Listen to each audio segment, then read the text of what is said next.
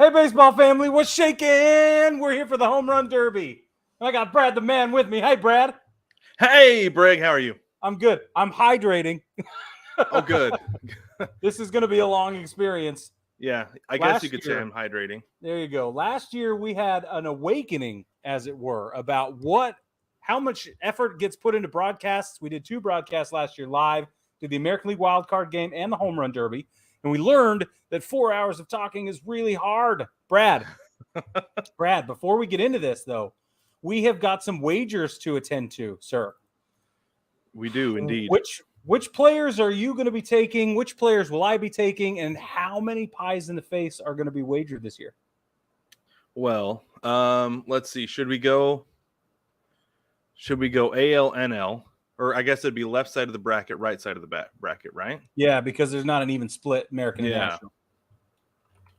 So okay, I will take the AL dominant side. Okay, I'll take the NL dominant side. Okay. Because the AL dominant side does have 1 National League player. So let me take a look at the bracket real quick. Yeah. Just so that I can. Who's your National League guy? Why don't you just tell me that and then we'll Seeger. Corey Seeger. No, he's American League. Duh, what am I thinking? I was just looking at it and then it disappeared. How about my National League guy is it's so weird the way that it's matched up. Yeah, it is. Okay, I guess my National League guy would be Soto because I have the bottom part of the bracket. Okay, so you're Soto Ramirez. I have Soto Ramirez, Seeger, Rodriguez. Soto Ramirez, Seeger, Rodriguez. Speaking of Rodriguez, here he comes. Julio! That means that my team is going to be Kyle Schwarber, Albert Pujols, Pete Alonso, and Ronald Acuna Jr. My friend, you are going down. Not this year, my friend. You are. And for those of you that did not join us last year, the loser gets a pie in the face. A whipped cream pie in the face. Yep. It's fantastic. Those are the stakes indeed. And do you have one of your players who you would be willing to double down on? Oh, 2 pies in the face? Yeah. Yeah, Pete Alonso. Pete Alonso's going to win. So if Pete Alonso wins, I get 2 pies in the face. Yeah, what about you? You got somebody? You going to go with Julio? I'm going Julio because that has me like all the way on Julio because I actually have real life American dollars on Julio tonight. You have real life American dollars on Julio? I do, yeah. There's my winner chicken dinner. Speaking of chicken dinner, Brig, Pete Alonso is in the house. He is on the stage. He is ready to three-peat this performance. He will be, and we will get into this later, one of 2 players to have won it 3 times. Wait, that's a tease. Except for he's not going to. Yes, he is. He really will.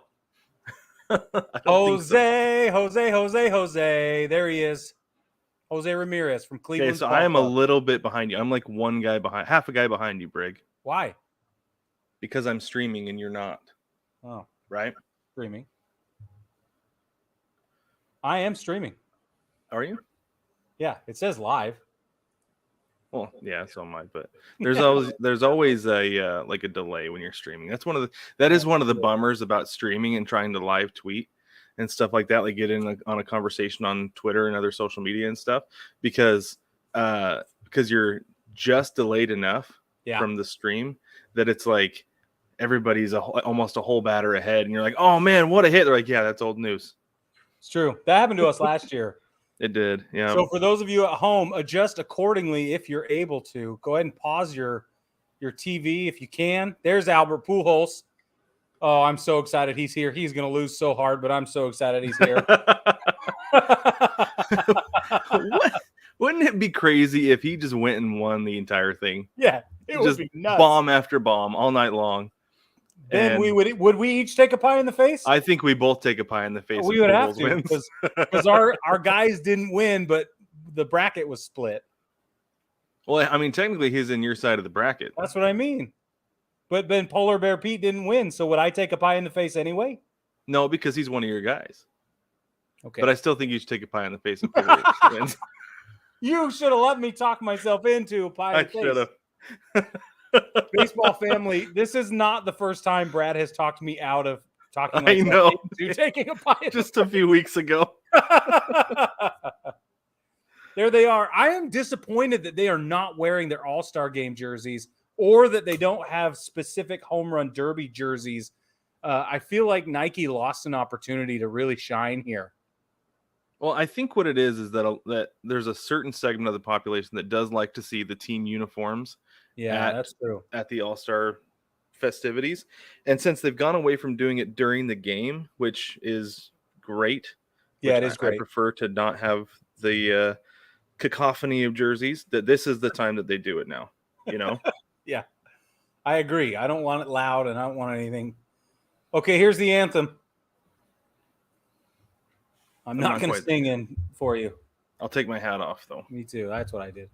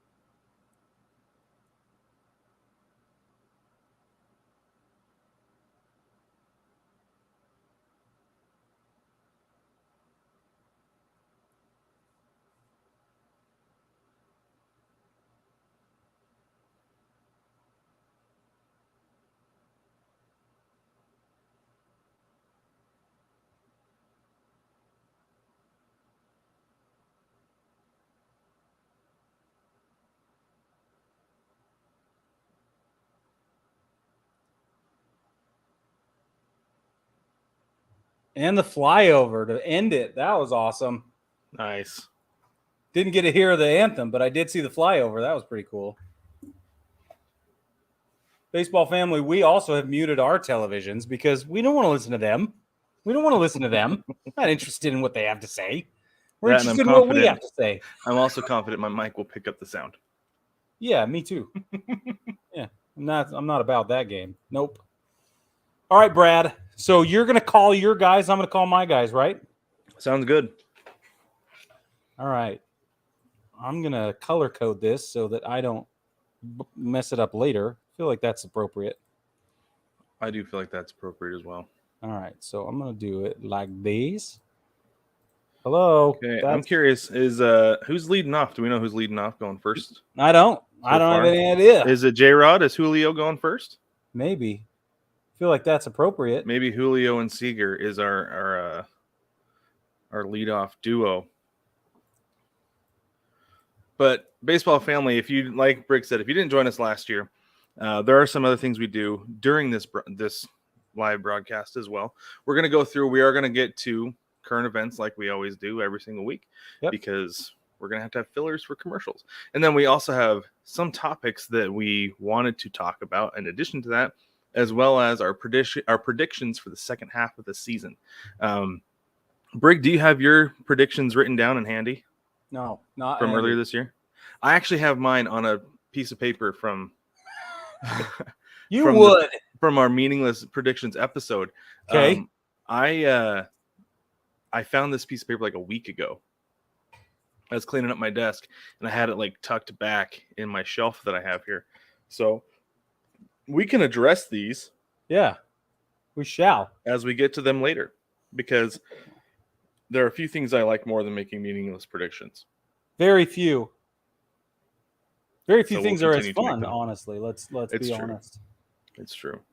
We've got an advertisement for ESPN's The Captain, and there's a lot of interview back and forth between Derek Jeter and A-Rod on this clip alone. That seems to be the hot ticket item. and what people are most excited about diving into with that documentary. How do you feel as a Mariners fan? You know a lot about A-Rod. Well, mostly I know early days A-Rod, right? Since that's when he was in Seattle. But sure. he is a guy, obviously, I followed his career all the way through because he was a fixture in Seattle. I think that is probably the most fascinating part about it, but also the fact that we never heard anything or learned anything about Jeter during his career. He had mastered the art of saying something without saying anything. You know, like Yeah. I've done interviews with coaches before where you go in there, you ask all the right questions and everything, you know, or what you feel like are the right questions, especially in a post-game press conference. Yeah. And then you go back and you listen to the sound bites. Well, not only that, but like you're sitting there like, oh yeah, okay, that makes a lot of sense. And then you go back and you listen to the sound bites, like he didn't say anything.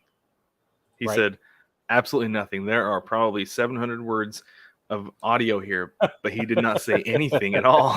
So like I wrote post-game stories where it's like you cherry pick part of a quote, and this is why this happens. You cherry pick part of the quote that has to do with what you're writing about, even though it's like he said absolutely nothing before that, absolutely nothing after it, but there was like 2 sentences that made sense in the ramblings, right? Yeah. And I feel like Jeter was the master of that he could go through and tell you everything about his team without saying anything at all. True story. So I've read the book, The Captain. There is a book that exists called The Captain, and I wonder how closely it's based on that book, and how much of it is new, how much of it has been unearthed, etc. So it'll be interesting to see what people do and what people say. You know. Yeah, and it really the will fans' be reaction. Mm-hmm. Yeah. Well, I really think that the big ticket with that is like obviously the A-Rod Jeter relationship, right? Yeah. But also like how Jeter was when he was a pro, the kind of things that he did off the field, besides everything involved with gift baskets, right? Yep. Thank you for bringing up the gift baskets. I know that's your very favorite Derek Jeter. Because it's hilarious, and it's one of the funniest references on Brockmire. It is. By the way, big family, are you into Brockmire? Are we the only ones that appreciate that show for the brilliance that it is? Because it is brilliant. Let's be honest. It truly is. It's so good. I do think we agreed. Here. Oh, go ahead. I'm putting a note in the comments here. Go ahead and jump in and chat with us if you're on. Send us a shout out. Tell us you're here. We'll shout you out over the live broadcast as well. Questions, concerns, and snide remarks are always welcome. Our favorite. Hey. Yes. So welcome to the broadcast. We're so glad you're here. Glad you're joining us. I see a few people are on already. Let us know where you're watching from, too. Are you on YouTube, Twitch? Are you one of the OG Facebook followers? If not, jump in. You can always join the Baseball Together, the 9+Us VIP group on Facebook. That's where our baseball family, like the OG core baseball family, hangs out. And we have a really great time with everything that's going on there. It's a super active community. It's super full of good people that love baseball and love to tease the crap out of each other. So go ahead and join us there if you'd like. Excellent. We'll let you in. So, Brig, I don't know where your broadcast is. I'm still talking to Albert Pujols and Juan Soto here. But just a quick reminder for those of you who may not be familiar with the Home Run Derby rules or maybe have forgotten them since last year. One of the special, so each player gets 3 minutes of time, but they get an extra minute if they hit 2 home runs measuring at least 420 feet during their initial time. So once they get that, then they get their extra time tax on. They can take 1 break during their time. And I got to tell you, Brig, Julio Rodriguez did like a little practice round over the weekend. And granted, this was in Texas. Yeah. But he did a practice round before the game on Saturday, I believe it was. Yeah. And he hit 37 in his 4 minutes. Whoa. So. Okay. So let's get into a couple of stats about the Home Run Derby here that I think are really exciting. The record for first round total home runs is held by Polar Bear Pete Alonso. He set it last year in the 2021 Derby, which was his second win, by the way, which was also back-to-back, by the way. I don't know if I mentioned that or not, but it's super true. Polar Bear Pete, the record is 35. 35. So here's what they're going to get. 3-minute timed at-bats in the first 2 rounds, 2 minutes in the final round, and a 45-second timeout per round. Bonus time is accrued. All batters receive 30 seconds at the end of the round. 30 seconds if they hit 440 feet. It's 440 this year. 2 home runs or more at 440. And then there's tiebreakers. There's no clock stoppage. They'll do a swing off, 3 swings per batter if they need to, if it continues to be tied after the, a 1-minute tiebreaker. So Corey Seeger versus Julio Rodriguez. Looks like that is going to be our first matchup, Brad. Super nervous, I'll be honest with you. Yeah, I don't blame you. So Corey's on a roll this year. Do you want to go ahead and tell people about Corey, or do you want to talk about Julio first? Looks like Corey's going to go first. Okay, then let's get into Corey Seager first. So first, we have a little bit of a tail of the tape type thing for you guys. So Corey Seager, he's 6 feet 4 inches tall, 215 pounds, age 28. He bats left-handed. He plays for the He doesn't play for the LA Dodgers. That's a mistake on my part. I apologize for those of you watching us. Anyway, I think he's kind of representing the Dodgers. He plays for the Rangers, but I think he's representing the Dodgers in the home run derby here because the Dodgers do not have a representative. He wears number 5, and his nickname is Seeg. So let's take a look real quick at his home run spray chart. Primarily to center field and right center field. He hits a little bit to left field, but as a lefty, he's a big-time pull home run guy. Brad, I got to stop you. Julio is walking to the box right now. Is he? Okay. Yeah. Yeah, you're a little bit ahead of me, so I do not have that. I apologize. Right. Julio is walking up right now, swinging a Victus Maple. Oh. It is covered in navy blue and teal. Oh, it's a J-Rod. So cool. It's a J-Rod show bat. That's what he uses for batting practice every day. Okay, here he is. Julio Rodriguez, 6 foot 3 inches, 228 pounds, age 21, bats right, plays for my Seattle Mariners, number 24. Nicknames are J-Rod, Acuna, which translates, for those of you who don't know, to coins, or I'm assuming money. Would be a better translation. And also, Julio! And then his spray chart for home runs, I got to tell you, Brig, he hits them high, he hits them far to left field, but he also hits them to straightaway center, and he also hits them to right field. Fantastic. So he's got power all over the place. He's a big man. He's a big man child. That's part of the reason I'm confident in him, and I've seen his violent swing in person, and it's a little bit frightening, I'll be honest with you. Yeah, I know it. Boy, I'll tell you, it is frightening. So here he comes. He's stepping into the box right now. They wanted to go over a couple of things. I don't know what they were, but they wanted to go over a couple of things with the umpire to make sure. First pitch, low. He swung away, though. Oh, he's a free swinger. He's a free swinger for sure. He fouled off that second one. There goes. Up. I haven't even gotten to a pitch yet, Brig. Seriously? You're that far behind? He's already got man. That's 2 out, bro. I tried to pause my show, but it wouldn't let me. That makes sense. That's 3. Nope, 2. That one fell just a little bit short to straightaway center. Right, here we go. I got the first pitch. I don't know who's tossing to him, but man, whoever that is, like, hits the weight room fiercely. Fiercely is right. There's one. Okay, I just got that first dinger. Oh, he's going to pull that one hard. He got jammed. Is it going to stay fair? It does. There it goes. Boom. Holy cow. So from what I see so far with him, boom, is that he's kind of got like that pop-a shot thing going. Yeah, he does. Where he just wants the pitcher to keep him coming in a rhythm. Yep. And once he gets that groove, he's not going to get out of it. Okay, we're at 7 official, 8 official. There goes the 9th one. Boy, he looks like he's going to put these on the ravine. Like they're going to sail. They like the way they're carrying in the air looks like they're going all the way to the sagebrush and the Joshua trees. Holy cow. Dude, I'm telling you, man, he has got some kind of strength. The first time I ever heard him hit a ball was in a spring training game in 2017. and it was his first at bat facing major league pitching, like I said, in spring training, and it was 115 off the bat that first time. Wow. So he's got special pop. He just took his first time out at 14 home runs. He's got 1:26 left in this contest. A couple things about Julio that I think are really cool. Oh, I apologize. There's a couple things about Julio that I think are fantastic is that he joins a very, very small crowd of 13 other rookies to ever compete in a home run derby. 13 ever. Wow. I think that is fantastic. Did you know, Brad, that the very first home run derby was in 1985?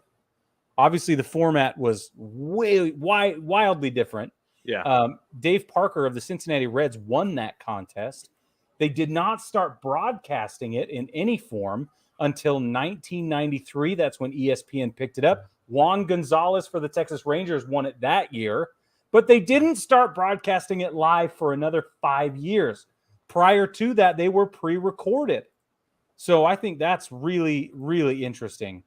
So in 1998, the first live telecast begins. ESPN picks it up, obviously. They've always done it. And your Ken Griffey Jr. won that contest that year. And he's going to come up big here in just a moment. Okay, we're back on with Julio. Yeah. 15. That one's going. That might fall short. He got really under it. That one's going. He pulled that one hard. If it stays fair, it's gone. It's right down the line. Boom. Come on, dude. So one thing I mean, it doesn't take anything to notice this with watching Julio, is that the dude just loves to play baseball. But the one thing about it is when you're that good at it, it's a whole lot of fun.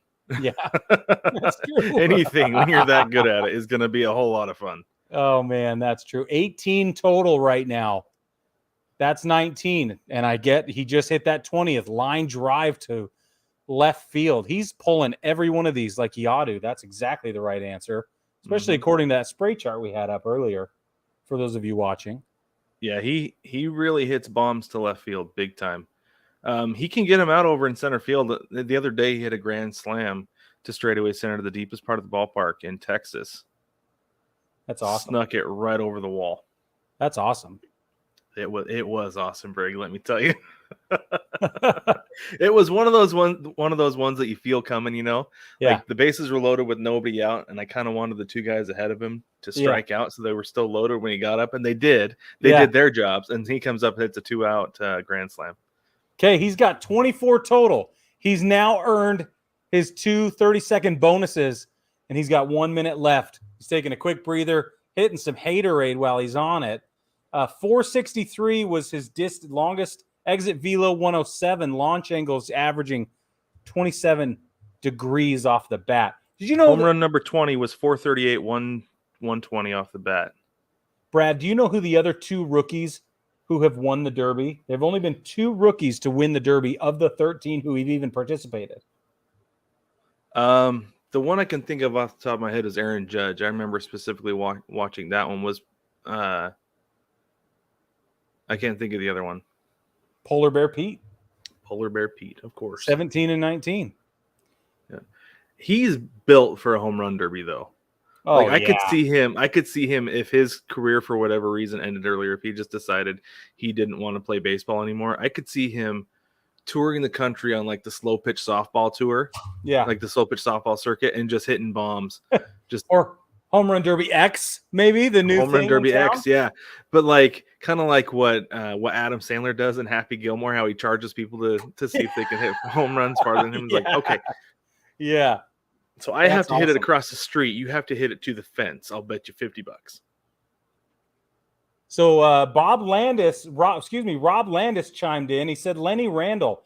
Rob, are you Lenny or is Lenny Rob? I'm not sure what you mean by that, but we're glad you're here. Welcome to the party. And there's Ken Griffey Jr. right there. They just showed taking photos. He's behind the camera again. I feel like that's his favorite thing to do at the All-Star game. Last year, we saw him prominently featured in the All-Star series or festivities, rather, with a camera the whole time. Mm-hmm. Yep. It's really interesting. There's another one. 28. You got 20. Yes. I'm at 26 right now. There goes 30. He's at 12 seconds left. 10, 9, 8, 30, 7. I can't imagine 30 is not going to be enough to get him through to the next round, though. Oh, man. 30. Oh, he just took his last swing. 32. Time over. He falls just shy of the record, which, again, is 35. He hit 32. He did have a couple that came close to that scoreboard out in left field, though. Yeah, he did. Holy smokes. Yeah, he really did. What a great opening performance. I'm going to update our bracket really quick. Julio with 30. What did I say? 32? I've got it coming up here in just a minute. Yep. 32. Man, that's unreal. That is unreal. Okay, here's the spray chart and some stats. One of them fell just shy of exact straightaway center, literally almost hit the batter's eye. 463, the longest. Exit velo max 109. He plays center field. Very cool. Awesome. I'm excited for that. Let's get back into so cool. Let's get back into some Corey Seeger. But you know what? Before we do, those of you wondering about Polar Bear Pete and some of the not Polar Bear. Man, I got one track mind. Julio. Julio, if you're excited about Julio, like Brad is, this is some memorabilia that I pulled up from him.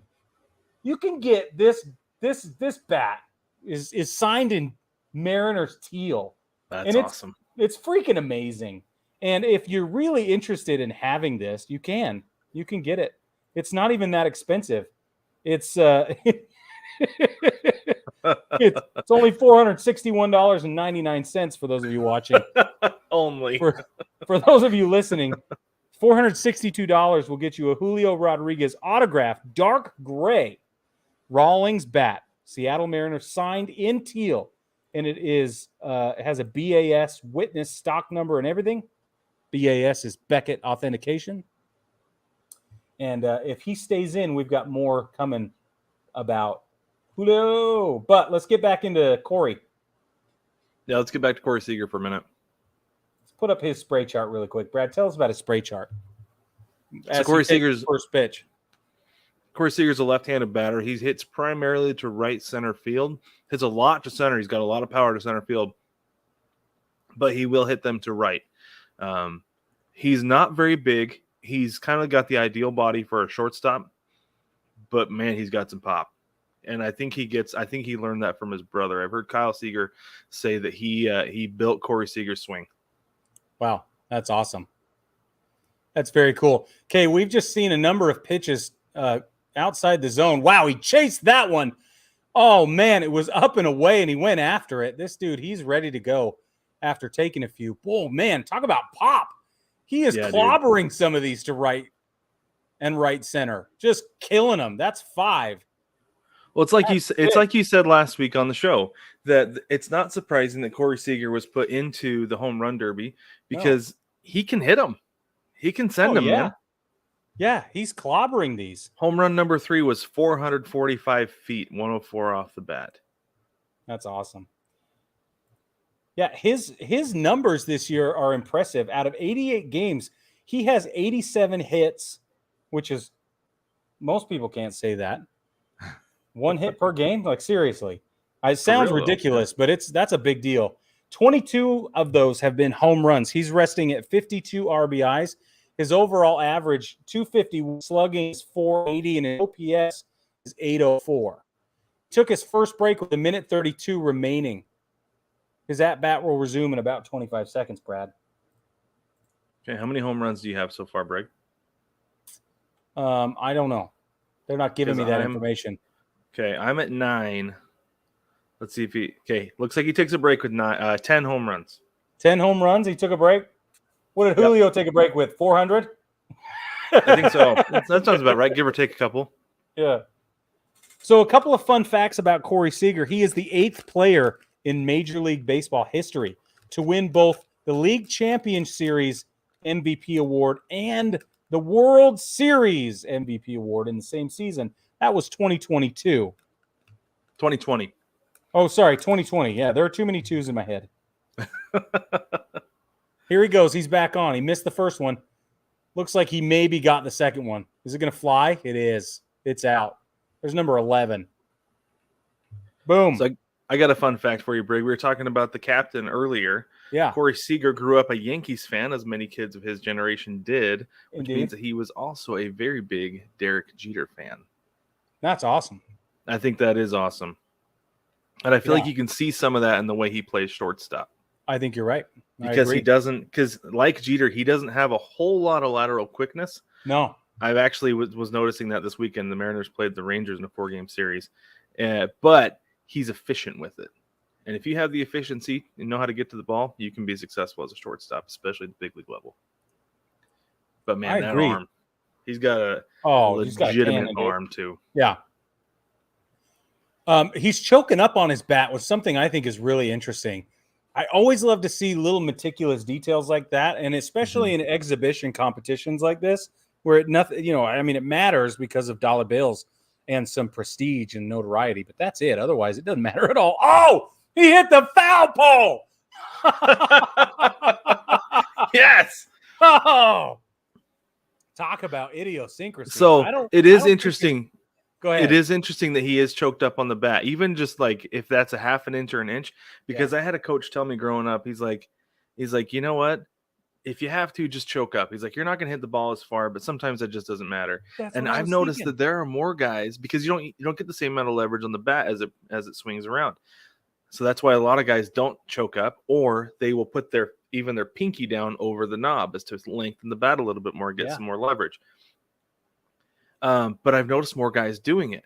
Seeger's doing it here. Cal Raleigh does it. Kyle Lewis chokes up almost at a full 1.5 inches on his bat. Sure. He's got tons of power. Yeah. So you'll see more guys do that. Usually they'll do it with 2 out or 2 strikes just to kind of get that B hack in there. The B hack. That's right. Right. But that's how you think of choking up, as a B hack. It becomes a contact hit, not a power hit. Right. And here they are throwing power on a choked up bat. I think that's awesome. Yep. So did you know in 2020 he gave up dairy altogether? Good for him. Said he lost about 25 pounds and part of his happiness because he gave up pizza. Part of his happiness. That's why I said good to him. Good for him, because that's the first thing that came to my mind. I could not give up pizza. Yeah, me neither. Not a chance. No way. If my doctor told me tomorrow you're lactose intolerant, you need to cut out dairy entirely, like, well, don't they make a pill for that? I'm pretty sure I can manage it. Oh, there goes number 22, 20, potentially 23, and it looks like 24 aren't going to make it out at all. These kids are having a field day shagging balls for Corey. He's winded. He looks tired. Does he? Yeah. There's another one that's out, but barely. Yeah, after he popped one just about straight up with 21 home runs, and he looked tired. Yep. There's 23. He's got 5 seconds left. If he hurries, he can get one more. But he's not going to beat Julio. Nope. And I don't think he earned his bonus runs or his bonus minute. He's in the bonus. He did get a full minute of bonus round? He got at least 30. I think he did hit the scoreboard in right field at least once. I think one glanced off the right side of it. So that had to have been far enough. Yeah.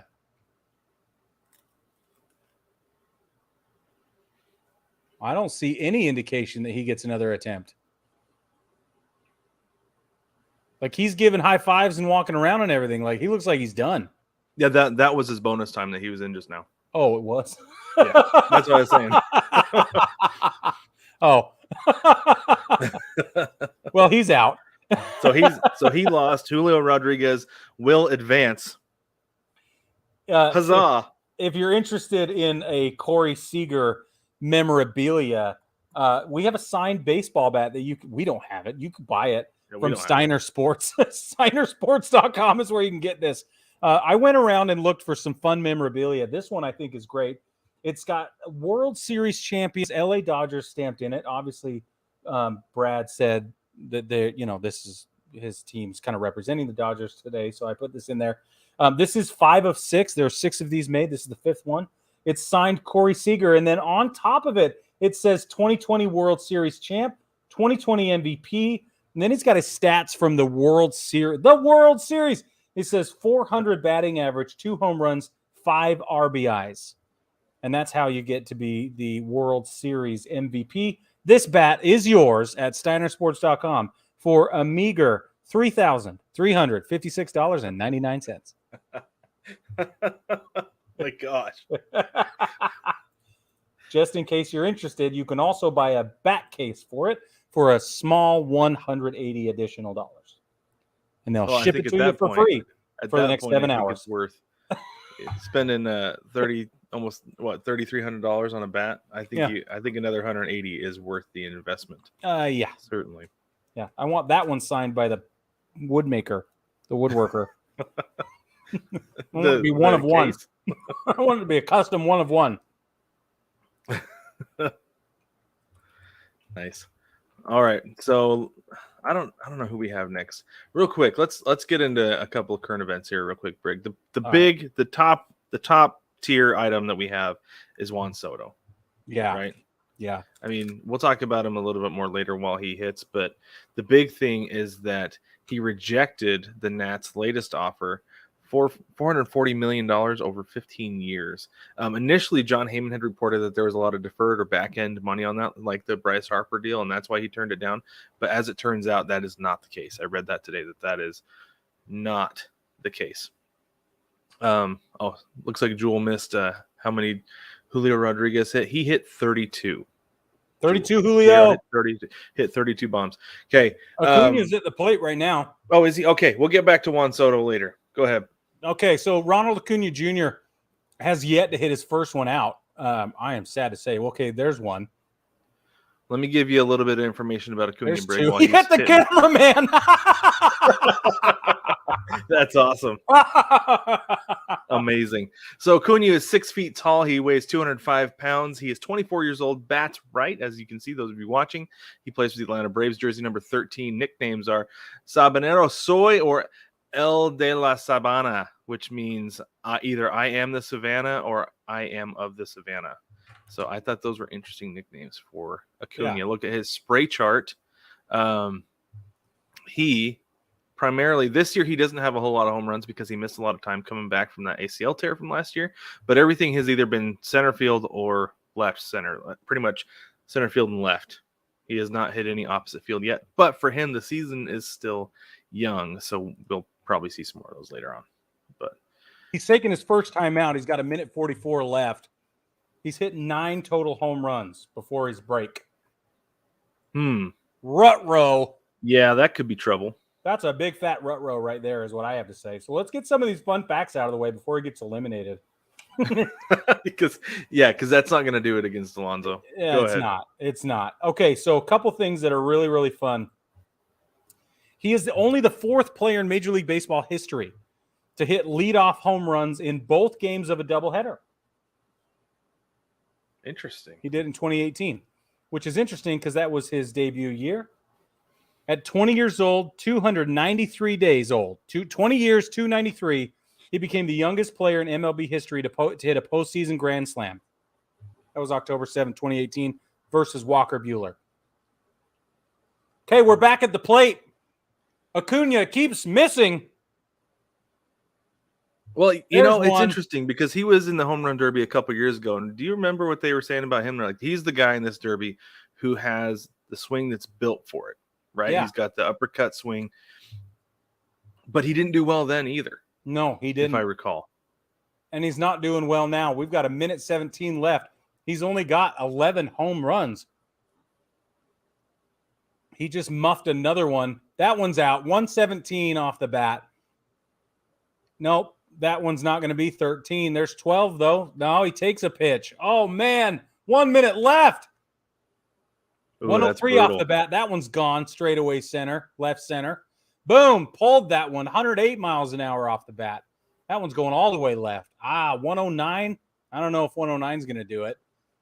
So if he's not gonna make it through, let's do our other fun fact we have with him. Yeah, right? let's do it. So in 2019, he was the Rookie of the Year. He got an All-Star Game selection every year since, and he was the stolen base leader in 2019 as well as Silver Sluggers in 19 and 20, and he was a member of the 30-30 Club in 2019 as well. You don't see many guys in the 30-30 Club even anymore. I don't know how many 40-40s we're gonna get in the future if we get any, because I don't know. Stealing bases is seen as high risk, low reward with a lot of clubs, so they don't want to do it. I agree. Okay, he's coming up on the end here. He's only got one bonus 30 seconds. That's looks like he's got 18 right now. Let's get into some memorabilia. A couple things that I found I thought were really cool is that at sportsmemorabilia.com, you can buy a ton of different Acuna cards. But if you want a card with just Acuna, you can get it. It's right here. Whoops, that's for Pujols. Where's the Acuna one? Here we go. You can get one with just Acuna, but if you want one with Shohei Ohtani and Acuna as joint Rookie of the Year winners for the league right there, you can get it. It'll only cost you $18,272.99. Signed by both players. They're side by side on the card. I don't know if it's number. I think it's number 10, but I don't know if that's PSA 10. That's its rating. Means that card is in perfect condition. 10 out of 10. Condition. That's awesome. If you have baseball cards from 2018, maybe go check them. I think you could still get some money for that card even if it's not signed. Yeah, but if you want it signed, it'll cost you $18,000. Let's do one more really quick while he's got his bonus round up. So let's say you want a bat just in case, right? You're not willing to spend $18,000 on a baseball card, but you got half of that, and you got $9,000 lying around. You don't know what you're going to do with it, but you love Ronald Acuna Jr. and you can't get enough. So you can get a bat, certified, game used, and signed. No big deal. $9,100. That's at sportsmemorabilia.com, and it can be yours today. Free shipping for the next 7 hours. I'm not getting paid to say that. Free shipping. Yeah. And again, $180 $180 will get you that back case. There you go. There's your deal right there. Looks like all the sports memorabilia companies are using the same back case company because they were all running the same ad. It almost looked like a cookie had infiltrated my search engine. It probably was a cookie-generated ad saying, "Oh, Brig, you're shopping for high-end bats? Yeah. Let's get you a case for that bad boy." A very expensive one. Yes. Okay, Ronald Acuna eliminated. Brad, how many homers do you have for him? He's coming up. He's got 19 as time winds down. 19. It hasn't been officially eliminated yet. I mean, what if something happens to Pete Alonso? And yeah, you're right. And 19 is enough. You can tell he's not happy with his performance, though. He shook his head as he walked out of the box. Yeah.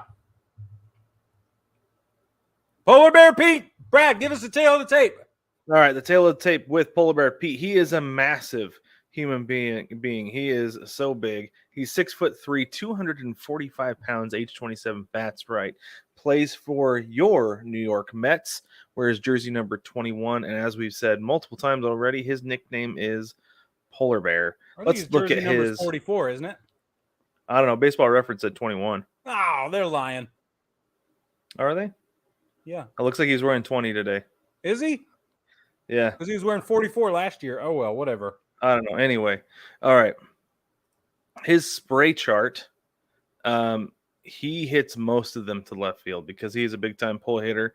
He'll hit some the opposite direction, but we have one that would have snuck out at Dodger Stadium down the right field line. He'll hit some to right center field, but primarily he's jacking them to left field. And we saw that last year in the Derby.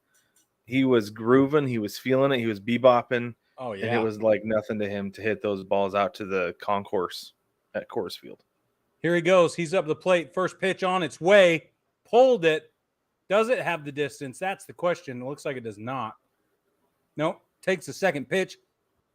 Old boy throwing to him is going to have to hold more balls in his hand. Nope, that's not going to work. Throw the balls faster, buddy. Your guy, Polar Bear, needs you. That one's gone. That'll get out of here. That's 2. That's 3. That's third one's. Oh, my gosh. That was a moon shot. It was like a 75-degree launch angle. But he hit it like 150 miles an hour. I don't know. I'm making this up. Unofficial stats. Unofficial StatCast information from Brig. I love it. The guy throwing to him is wearing a Nationals jersey, which is altogether confusing and unsettling for everyone involved, except for Polar Bear. Apparently, he chose him. That's it better be his dad or something. Okay. That is. Could you imagine having your dad come up and throw to you and he's wearing a Nats jersey? No, that would be home run number 2, 480 feet 111 off the bat. Incredible. Well, as he Holy continues to cook past this, where it missed the halfway mark, he has, it looks like 8 if that one barely makes it out, which it does, just barely. He holds the all-time single-season rookie home run record. He set it in 2019. That's 53 home runs for those of you counting, all you actuaries at home. That's 53 home runs. He beat Aaron Judge's 52 from the 2 seasons before in 2017. He takes his first time out after he launches the 10th one out. 100, it's not 100. 1 minute, 20 seconds left. He's got a minute, 20 seconds. He's earned both 30-second bonuses. He has 10 going into this break. This is his 3rd home run derby, Brad the man. This And is he's what I'm won the excited other 2. I'm That's the excited to big talk thing. about this. This is so cool. Last year, he hit 74 home runs last year to win it. 20 of them were over 475 feet. 20. You know, I think a big part of that is the way that he hits them, because he has such a high launch angle. Yeah. That they kind of got up. If there was any kind of wind at all, they would kind of get up in the jet stream there, and I think it would help him. Not taking anything away from his strength, but because it takes a whole lot of strength to be able to do that, right? Yeah, totally. And then you factor in the altitude with that, and there's nobody else had any chance. Nobody stood a chance against him last year. So like as I said, he was grooving. He was. As he jumps into the box again, we're going to start throwing some pitches here. He's going to pull that one for number 11 easily. I'm going to tell you that if you're really interested in Polar Bear Pete memorabilia, there goes number 12. I went around looking for the most expensive Polar Bear Pete memorabilia I could find. I just wanted to see, like, what is the top end here? And I was actually surprised. So it's Steiner Sports Memorabilia, which I feel like has the highest quality memorabilia, but also the most expensive. So, for your Gee Whiz collection, we do this a lot, and they're really good at what they do, but you pay for it. Anyway, you can buy a baseball card signed by Polar Bear Pete Alonso from his 2019 All-Star Weekend and Home Run Derby and victory at the Home Run Derby. It's a Topps Now card. There's only one of these available, Brad. Only one. Only one. One of one. And you get free shipping for the next 7 hours. It's a true story. I swear. Go look at it. How much would you assess this card at costs? A one of one has got to, especially with like the way that I would probably guess at least 30 grand. Not even close. You're not even close. Is it over 100? Bro, it's over $9,000, just over $9,000. Oh, I said 30. Yeah, that's why I said you're not even close. I lost and the price is right. The price was wrong, Bob. Get out of my head, Brad. Well, so that's crazy though, because there was some kid the other day, a couple weeks ago, who pulled a one of one football card. I can't remember who it was. Yeah. Right. And that sold like the next day for like 50 grand. And then somebody else bought it for 150. It wasn't even signed. It was just straight out of the package. Shock value, dudes. Shock value, guess, scarcity. Man. What do they call it? Recency bias. That's all that is. Yeah, you're probably right. Okay, Polar Bear has 17 home runs. He only has to hit 3 more to walk away with the victory in the first round over Acuna's 19 home runs. He has a full minute to do it. I'm not worried. I wouldn't be either. There goes the first one. What you won't bet? We already did. Okay. Yeah, you're right. We did. No, muffed that one. 18. Throw him a decent pitch, dude. Oh, I'm upset. Is he pitching around him? Well, he's pitching for the Nats. There it goes. Sabotage. There's 20. Step out of the box. You're done. You don't have to keep swinging. Stop it. He just wants to put on a show. Insurance run number 21. There we go. He walks away. 21 homers. Acuna is out, ladies and gentlemen. I will say this. It was a lot closer than I thought it was going to be at 19. I am bothered, and I agree with you. But if you'll remember last year and the year before, he was economical. And he got to go second. If I remember right, he got to go second both times. And so he knew exactly what he had to do. When he went up against Vlad, it was intense because Vlad didn't know where the bar was. He had to set it. Yeah. Yep. Pretty interesting. Okay, a couple of things about Ronald Acuna Jr. That I think are interesting. 59 games, 61 hits, 8 home runs this year. That's it. 8 home runs, 22 RBIs. He's batting .265, .413, .776. And he has now been eliminated from your 2022 home run derby. But, Brig, you got to think about this. 59 games, 8 home runs. That's 1 home run every 7 games still. Oh, no, it's not bad. Yeah. It's not bad at all. But if you compare it to Polar Bear Pete, 92 games, 91 hits, 24 of them home runs. He leads the National League right now in RBIs with 78. It's true. That's double the rate, 3.8 games per home run. And Acuna's batting average, 265. Pete Alonso's batting average, 265. Maybe that's how they matched him up. Maybe. No. I doubt it. I doubt it, too. Yeah. So now we're going to – I thought this would be closer to the finale to watch Polar Bear and Julio, but no. It'll be round 2 in the semis. That is exciting business. Very exciting. Yeah, that'll be a good matchup. I bet you they're gonna have Julio go first. I think the Polar Bear has earned going second through the entire derby because of being 2-time defending champion. Yeah, I agree. So Julio's gonna have to hit a whole bunch to set the bar in that round. He hit 32 in round 1. Pete Alonso won with 21. Right, but he also stopped. He only had 30 seconds left. Do you think he was going to hit 11 more in 30 seconds? I don't know. Jewel is here with us. Jewel, I know we called you out earlier on a comment, but you waved, and we're going to wave back. Wave it, Jewel. Hey, Jewel. Hi, Jewel. Glad you're here. Thanks for joining us. Okay, who's up next? Boy, we don't even know, do we? Why don't we get back to some current events while we're waiting? Let's talk a little bit more about let's say Juan Soto. We'll save the rest of that conversation for when he's up. Okay. Brig and I have been talking a lot about this. One thing we love in baseball is small ball.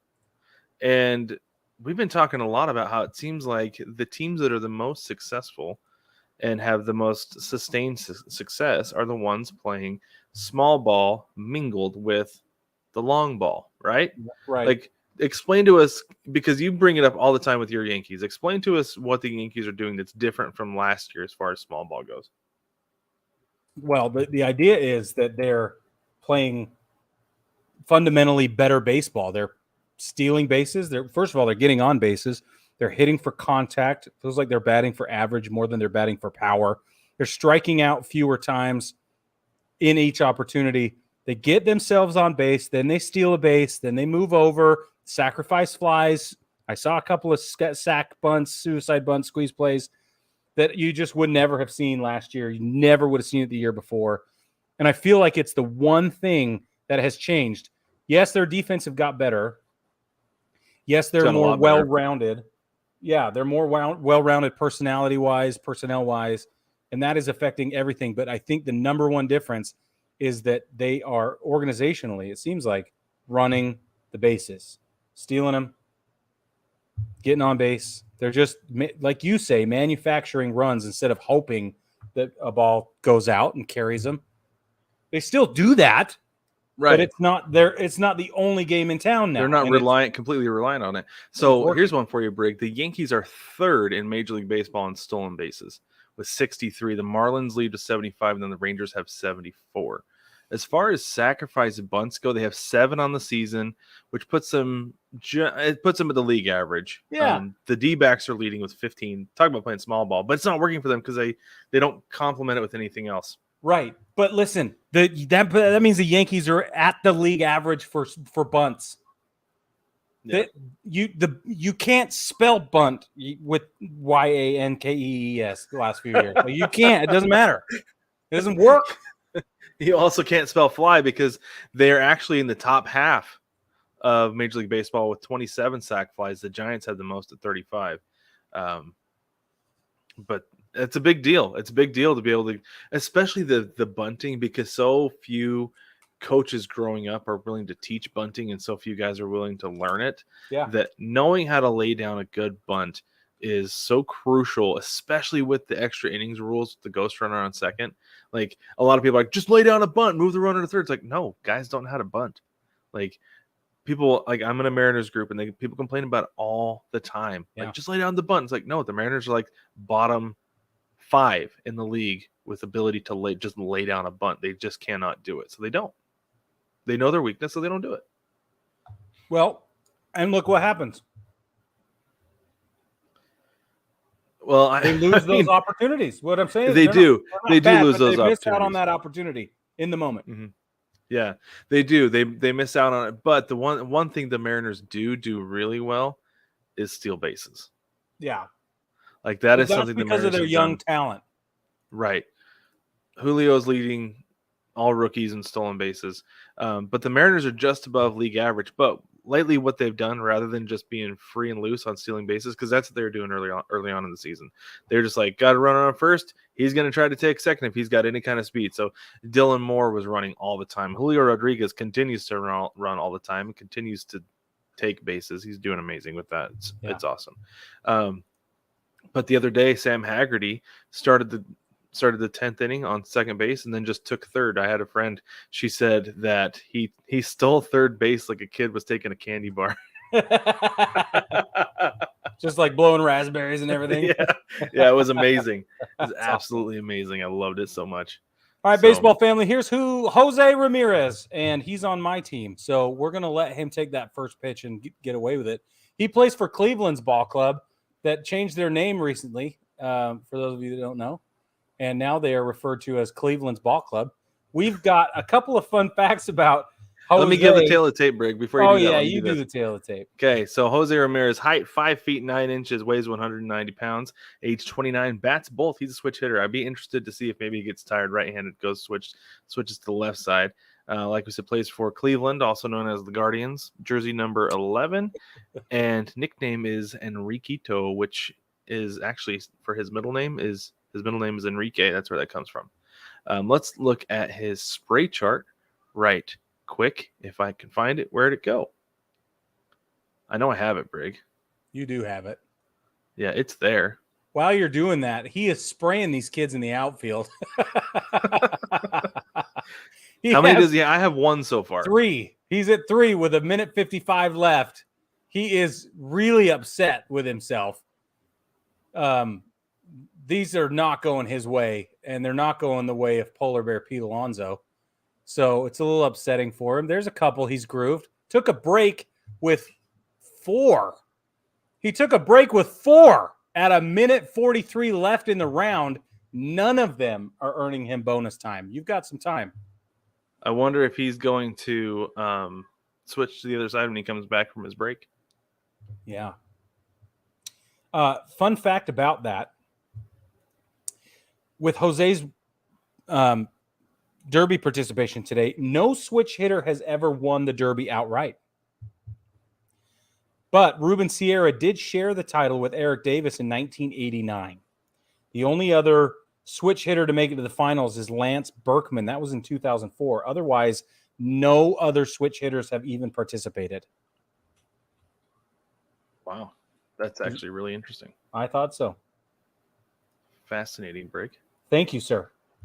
Fun fact about Julio, Jose. Man, we know who's going to win. We know who's going to win. It's either going to be Jose or, it's either going to be Julio or Polar Bear Pete. That's sure what it feels like. I need more Fresca. That's sure what it feels like at this point. I'll tell you that. It does. Okay, we're back on.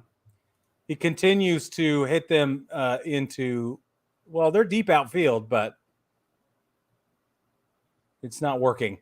I have him coming back from the break right now. And I'll be honest with you though, Brig. I was actually surprised that he was going to be in the Derby. Yeah, me too. Because I don't think of Jose Ramirez as a power hitter. He's got 19 on the season, but I did see that he's only got 6 since June 1st. He does lead the American League in RBIs though with 75, and that is definitely exciting. There goes number 9. Looks like that might even be number 10. Nope, it's not. He's hit the foul pole twice now. Has he? That's the second one.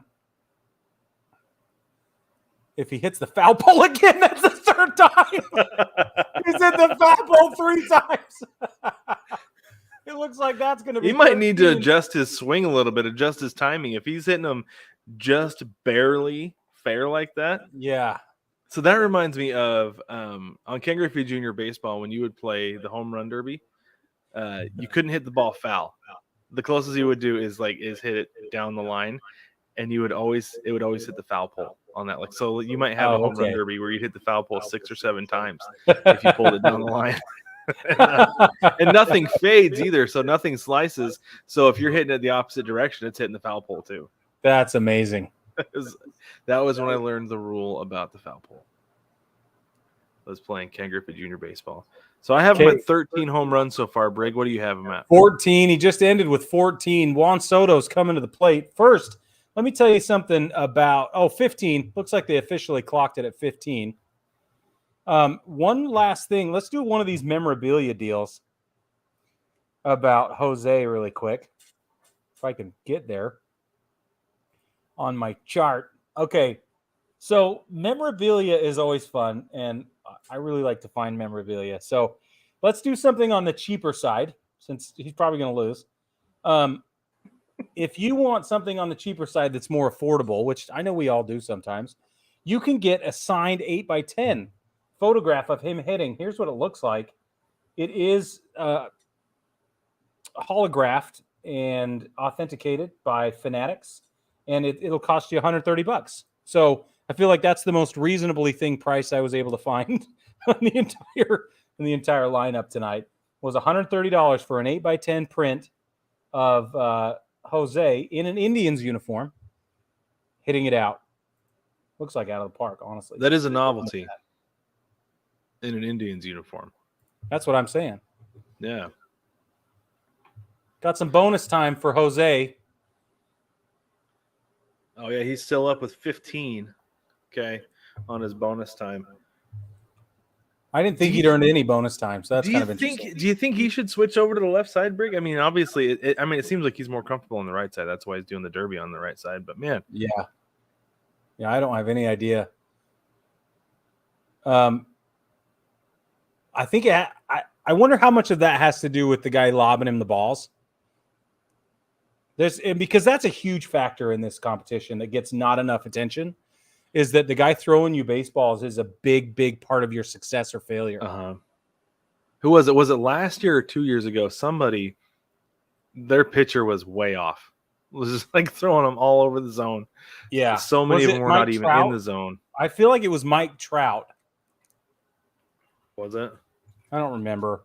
Why don't you give us a tail of the tape on Juan Soto? Looks like he's coming up to the plate. Let's get into Juan Soto real quick. So Juan Soto is 6'2", 224. He is 23 years old. He bats left-handed. He plays for the Washington Nationals, also affectionately known as the Walgreens Nationals. He wears number 22. Nicknames are Lafayette, Childish Bambino, Juanjo, Soto, Pacheco are his nicknames. And I looked up Lafayette, and that means the beast. Which I think is absolutely fitting for Juan Soto. Here is his spray chart. It is just that, Brig. It is indeed a spray chart. Yep. He hits the ball all over the yard. He sure does. Everywhere. He's got power everywhere. Too, which is crazy. Yep. It's crazy. This guy's so crazy. He's a crazy guy. He's a crazy guy. Here he comes up to the plate right now. Fun fact about Juan Soto. He takes a timeout, tells his guy to back up a little bit. He's waving him off, asking the umpire to help him communicate. Something's going on here. He's very upset. What is this? The bullpen catcher does not understand what's going on either.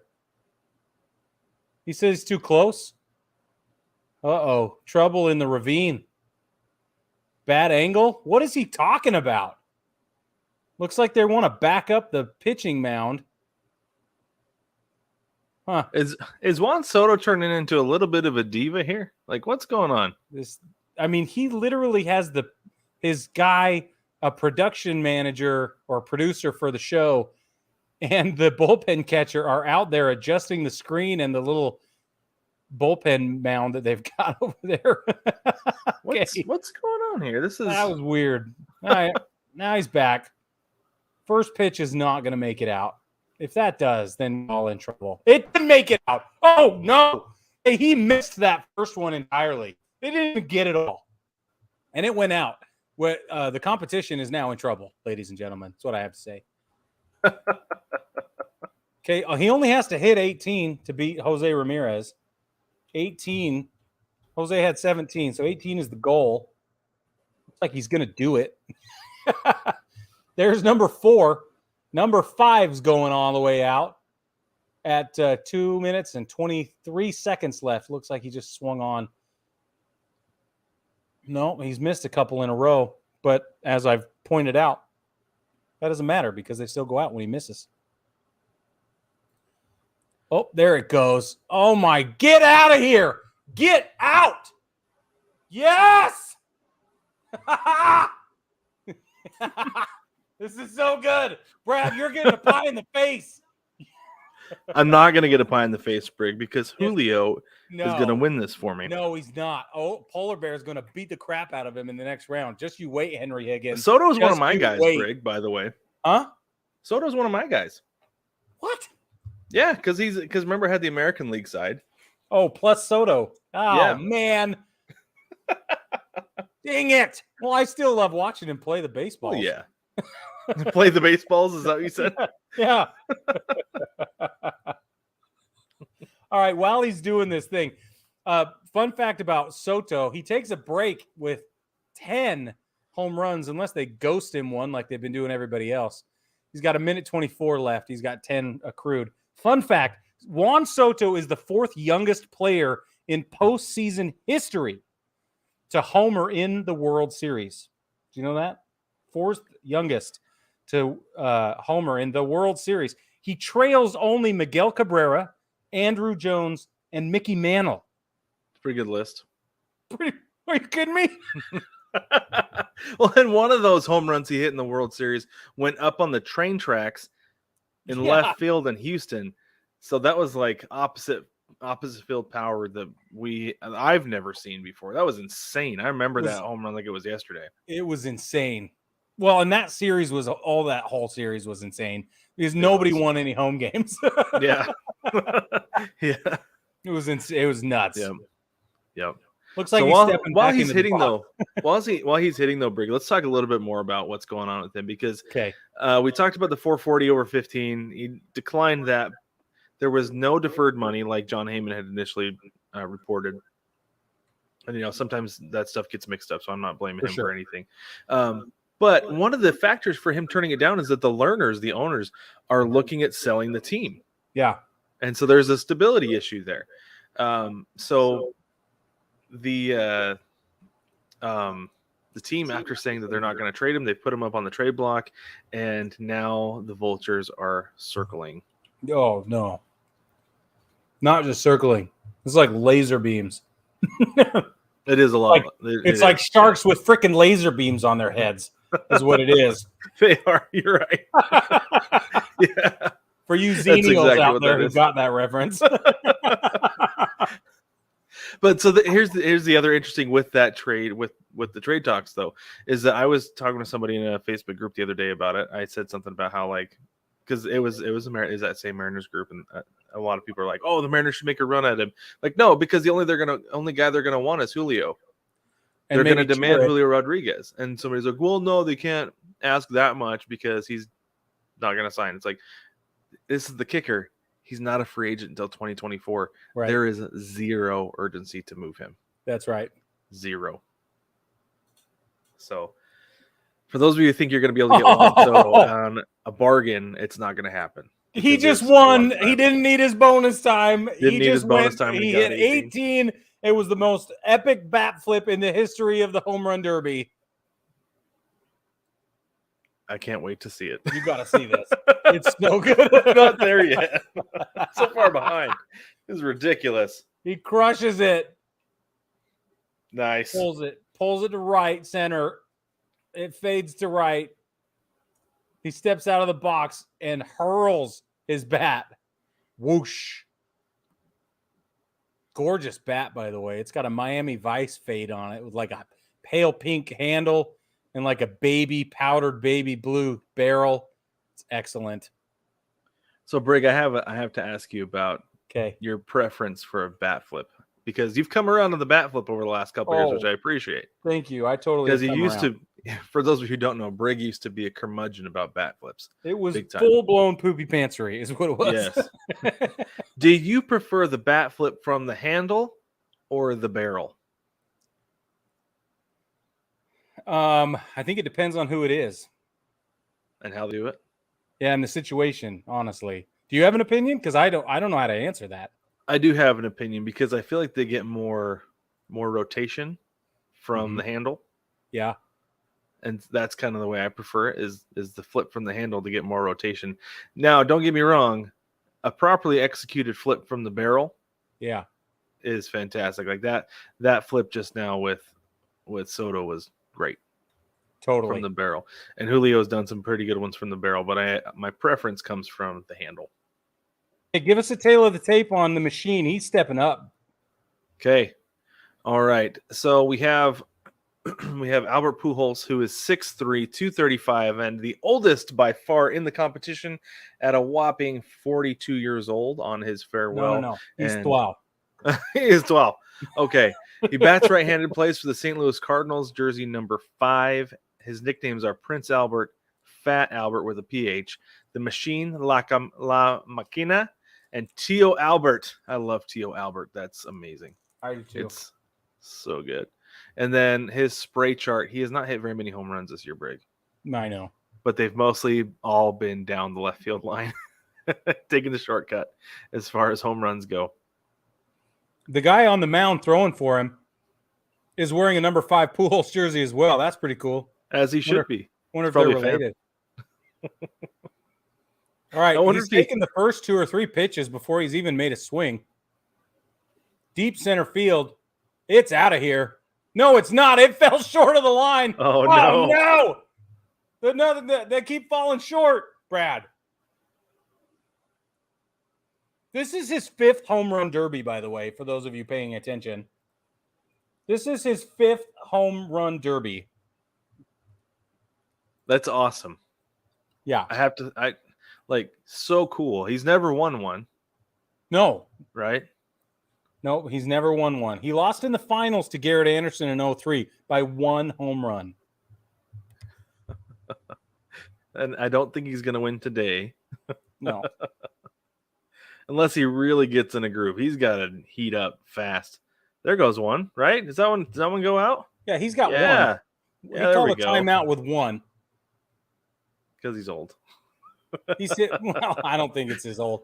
I don't think it's his age, although he is old, being a whole 12 years old. Couple things that are fun about him.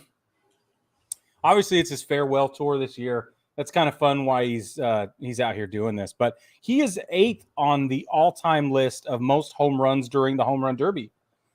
So if you add up every home run he's hit in a derby, the total is 71 cumulatively. That's to put him at 8 out of 10 total. Guess who's number 1 on that list? Has the most home runs? Who has cumulatively hit the most home runs in all of their combined derby participation? It's got to be Pete Alonso. It is. Because Pete Alonso. 131 total before today. Yeah, I feel like with the new format, they're getting more than 10 outs like they used to get with the old format, which is strange because it's like with the 10 outs, like we saw Josh Hamilton put on a show with 10 outs, right? Just go absolutely nuts. Yeah, he went nuts. But then you see guys hitting more than that in less time because Hamilton, I felt like was up all night long hitting home runs. Yeah. You know, Oh, now he's in a groove, bud. Here we go. Oh, that last one failed. Looks like he's clocked 4. They're going to give him that 5th one. Here it goes. Yep, it's out of here. There's 5. I'm curious if he has a preference middle and away over the plate, because that's where most of the balls are. They're outside corner, or they're favoring the outside part of the plate rather than being inside. I feel like as a power hitter, I would prefer the ball middle in. I would too. Easier but he's to wanting the middle low. Yeah, he's wanting to go down to get him. Yeah, because he's even told the guy at the very beginning, like he was putting his hand motioning as though he wanted him to be a little bit lower. Yeah. Looks like he has 7 right now. He pulls that one, that's going to be 8 for sure. Yeah. I don't think he's going to get his bonus time. Number 7 looked like it might go for bonus, though. It might. Off the bat, looked good. Yeah, that one looked really good, number 9. 9 looks really good. Okay, a couple things while you're watching.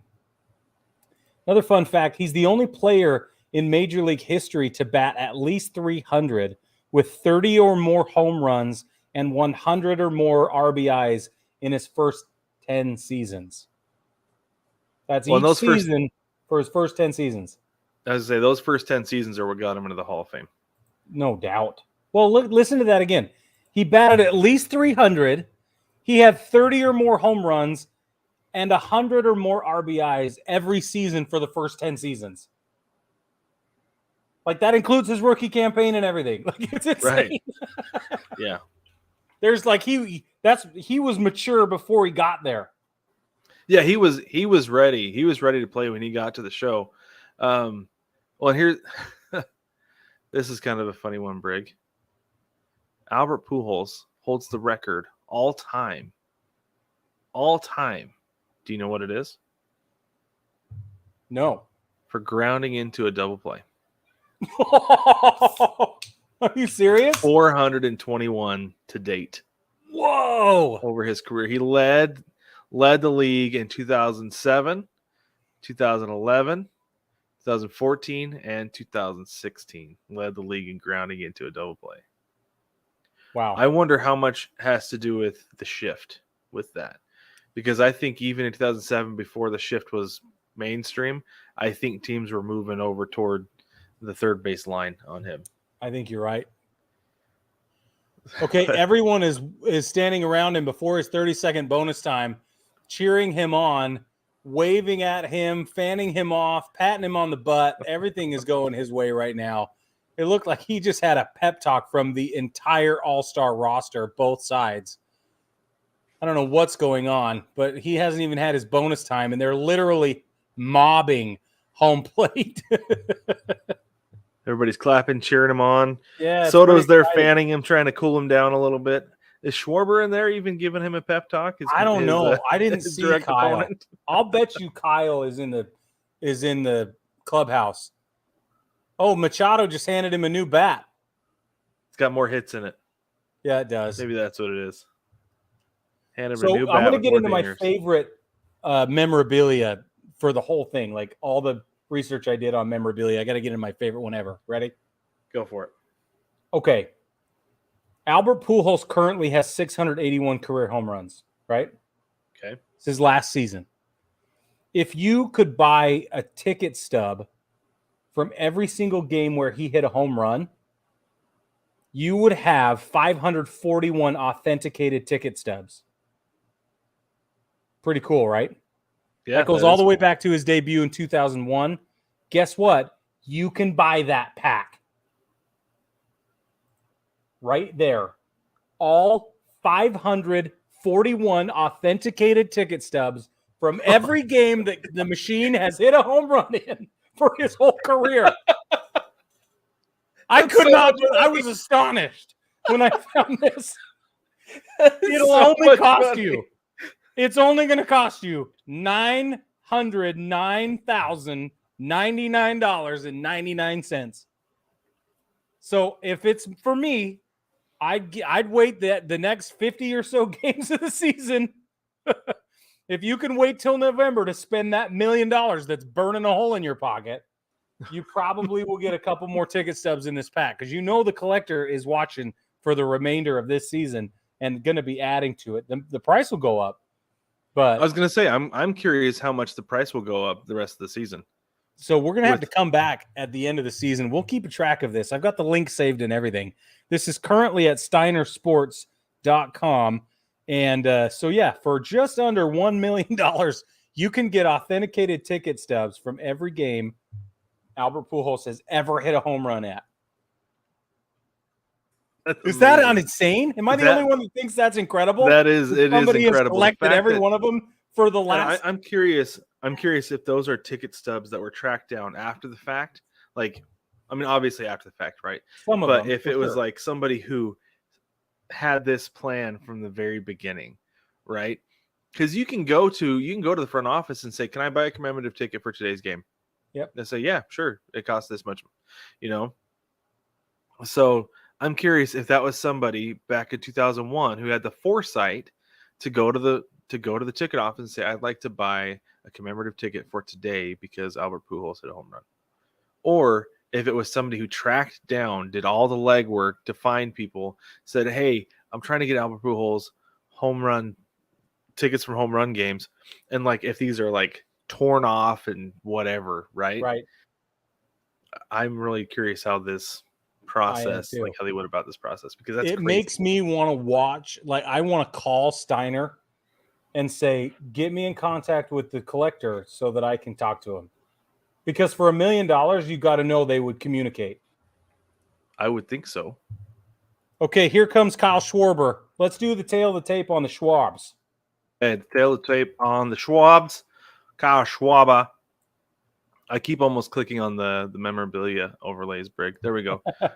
Kyle Schwarber, height 6 feet, weight 229, age 29, bats left, plays for the Philadelphia Phillies. He is a beefy boy and wears jersey number 12. His nicknames are Hulk, Schwarbs, Warbird, Schwarby, and as we like to call him, Schwaba.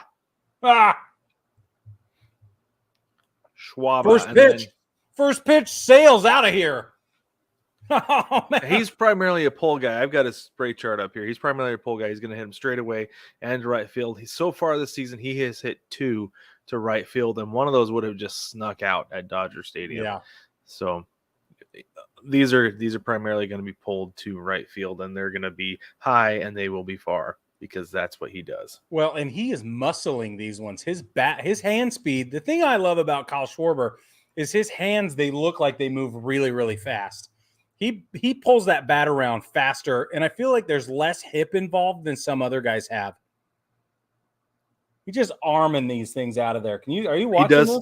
Yeah, he does have a very upper body centric swing, but at the same time, if you look at his back foot, watch how fast his back foot rotates when he swings. Yeah, that's a good point. He's really bringing his hips through. I mean, there are a couple guys who I have kids watch when they want to learn how to really swing a bat. One of them is Bryce Harper because the amount of torque that he generates is insane. I've never thought about having somebody look at Kyle Schwarber because I just thought exactly muscling the ball out. But no, he's a fundamental hitter, top to bottom. No, for sure. I mean, he has to be, but it's just so quick. I think that's what kills me. Is that it's just so he just missed number 8. It's just so quick. But did you see his cleats? Look at those Fanatics cleats. Those are awesome. Poking out of the cleat on his back foot, his left foot. It looks like it, yeah. Yeah, the green, and then that's cool. I love that Phillies players will do that. They'll put the Fanatic on their spikes. Yeah. Because the Fanatic to me is he's a top 5 mascot in all of sports, not just baseball. Yeah, we've talked about that a bunch. Yeah. Fun fact about Kyle Schwarber. Currently, he has 29 home runs on the season.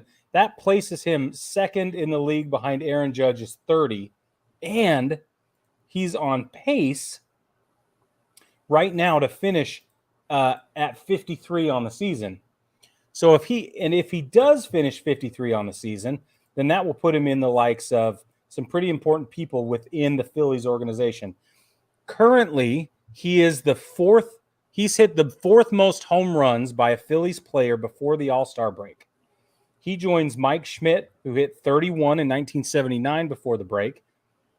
Ryan Howard in 2006 hit 28 before the break. Ryan Howard in 2008 hit 28 before the break. There's Kyle Schwarber, 29 before the break. And Jim Thome, 28 before the break in 2004. Nice. So I guess that doesn't put him at 4th. That puts him at 2nd, which is pretty cool. It's on pace for 53, by the way. So I had to share this, Brig. I was looking at your list here of our facts here for who is this? Kyle Schwarber. That's Schwarber. Who it is. And one of my favorite things you've got on here is that he was a member of his high school's choir named Purple Pizzazz. Purple Pizzazz. And I just looked it up. He went to Middletown High School in Middletown, Ohio. Yep. So if any of you are in the area there or familiar with Middletown High School, let us know if Purple Pizzazz is still around, because that's a great name for a choir, if you ask me. And if you really want to, you can look up the YouTube video, and we should post this link in the doobly-doo at the bottom in the show notes or something if we can, because I've got the link right there, and it is coming at you hot in the comments right now. Yeah, folks. there you go. And for those of you listening at home tomorrow morning, if that's where you're at, we can put it in the show notes for tomorrow morning. But yep. Yeah, there's a video of him and his Purple Pizzazz. It's him and the whole group, and boy, he looks exactly the same. Facial hair's a little shorter. That's it. That's the only difference. I love it. That's awesome. So he's gonna it's gonna take extra time for him to beat Pujols. Yep. Wow. It's insane. He currently sits with 10. Pujols has 13. He only needs 4 to advance. He's got a whole minute to do it, a bonus time. But he only hit 10 in 3 minutes just now. So yeah. There's fatigue to factor in here. Yep. So far advancing, just a quick recap. We have Julio Rodriguez, Juan Soto, and Pete Alonso. This matchup is Albert Pujols and Kyle Schwarber. I think that our champion is probably going to come out of the Julio Rodriguez, Pete Alonso matchup. I would imagine so. Is what it seems like. So far, those two could wear each other out, and Juan Soto could just sneak in there and take it for himself. Yeah. You're right. Because it's not going to be Schwarbs or Pujols. Not at this rate, no. There's one. There's number 11. There it goes. Uh-oh. Come on. There it goes. Number 12. Get out of here. No, did they say who that is pitching to Schwarber? I don't know. If they did, I didn't hear it. He looks like one of the Necro brothers. Like Phil? Maybe. I don't know. I'm not saying he is, but he looks like he could be one of the Necro brothers. There's 13. 14 isn't going to make it. Oh, is that going to make it? Throw another pitch. He's got to hit it out. No, he didn't make it. Kyle, that one better go or they're going to tie at 13. Go. No, it's short. We have a tie at 13. It's a swing off. Well, they have a 1 minute timeline. They have a 1 minute tiebreaker, and then they go to the swing off. Oh man, I was so excited for the swing off, as you could tell. The swing off is so exciting. I love it. Okay, so let's get here. I'm going to pull up some more Albert Pujols. I'm watching that last one, and it was so close. It hit right in front of the track. Yep. It was like 15 feet, 20 feet. It's amazing. This is exciting. All right, so Albert Pujols, I got another memorabilia thing for Albert Pujols. I'm going to pull it up right now. So if you don't want to spend $1 million on pieces of paper, which you could, it's totally okay. I'm not knocking it. I haven't tried it, so I can't knock it. But let's give you an autographed St. Louis Cardinals Albert Pujols Fanatics Authenticated Baseball with the inscription, along with his signature. The inscription says MLB debut 4201. That's the inscription. There are 5 left on this website right now. You can pick that up for $750. Just a little bit less than $1 million. I will say that's pretty reasonable. for a Yeah, that's ball not like bad. that. It's not bad at all. 750. It's not game used. It's not game worn or anything like that. But Yeah, no. it is signed and authenticated on the debut. So I think that's pretty cool. That's another one I think is actually going to go up because once he's in the Hall of Fame, Yeah. having that old signature I think that'll be good. There's number 14. Considered an investment. I have Pujols stepping in the box right now. Wow, you're behind. So far behind, I know. 16's gone. He still has 30 seconds left. That goes 17 is gone. He came out hot. Out hot with his first couple. 18. 19. Tapped into the old man. 20. 15 seconds left. Oh, is he going to muscle that one out? Oh, man, he's taking a break. Oh, it didn't even get close.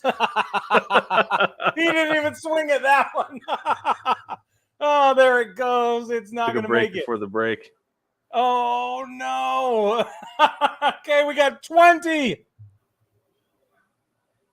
Somebody fell out of the stands onto a patio just on the other side of the wall. Amazing. So good. So good. Okay, so Kyle Schwarber obviously needs to hit 8 to beat this, and he can do it. Okay, Brig, real quick. With Albert Pujols has 20 home runs. That is more than he has hit this season and last season combined. Combined? Oh, not quite. Sorry. Once he got with the Dodgers, he hit 12. And he has 6 so far this season. He hit 5 with the Angels. So he hit 17 last year, but not far off. Not far off. Throw the ball lower to Kyle. There you go. Kyle's in the box. There it goes. There's 14. That might be 15. Ooh, that might be 16. Nope, it's slow. Oh, it got out. It barely snuck over the wall. Oh, man. Ooh, that one is gone. See you. I still have Schwarber. There's 14, right? Is that 16. The one that snuck over? Oh, you'll see it. Oh, no, that one's the ground rule double. 17. There it is. There it is. All right, third row for 14. First row for 15. Okay. Yeah, and that one really did sneak out. He almost had to get help from the fan on that one. Oh, Albert sneaks by with 1 run. Pujols advances, and Kyle Schwarber is bowing to him. Kyle Schwarber's literally bowing to Albert my Pujols. Goodness. Oh, my gosh. I cannot believe Pujols is going to advance. I did not see that coming. Absolutely not. Oh, holy cow. Baseball family, we are having more fun than everyone else. I hope you're having fun as well. Peyton Schroyer's jumping in the comments asking on YouTube, is Alonso still in? You got to bet on him. He is still in. In fact, he's going up against Julio Rodriguez of the Seattle Mariners in moments. Sheer moments. No, mere moments. Mere what moments, is with my words tonight, Brad? You've had a long day, Brig. It has been a long day. Okay, so real quick, let's get into this, Brig, because we talked small ball last time. Let's talk a little bit about Aaron Judge, because despite the Yankees, on the whole, playing small ball, Aaron Judge has been hitting dingers more than just about anybody. Actually, more than anybody. More than anybody. Straight up. He leads the league, yeah. Straight up. Do you think he could break Roger Maris's record? He's on pace. Yeah. Yeah, he could. Will he? Yeah, he absolutely could. Will he? I don't know. That's a different question. Do I want him to? That's an even different question. That is a nuanced question. Why don't you explain the nuanced answer to that one, Brig? You want me to get into it? Do it, because I think it's really interesting. Well, I appreciate it. So here's the deal.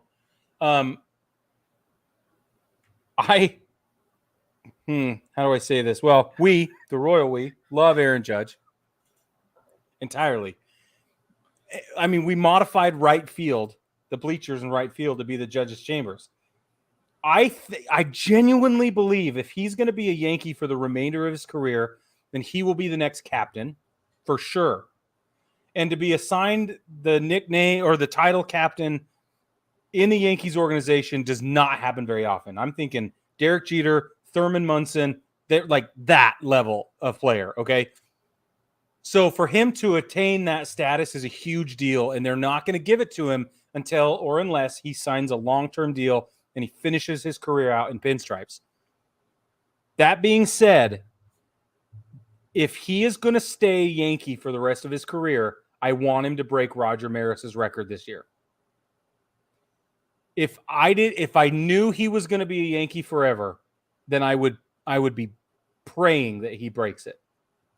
But if I thought there was any chance at all he was not going to be in pinstripes for the rest of his career and have his number retired in pinstripes, then I do not want him breaking that record. And I think that's I don't know. It's so selfish, but I'm a Yankees fan, so get off my jock. So I've got a question for you as far as like Yankee lore goes and like tradition. Are they done contributing to Monument Park? No. Oh, Monument Park? Yes.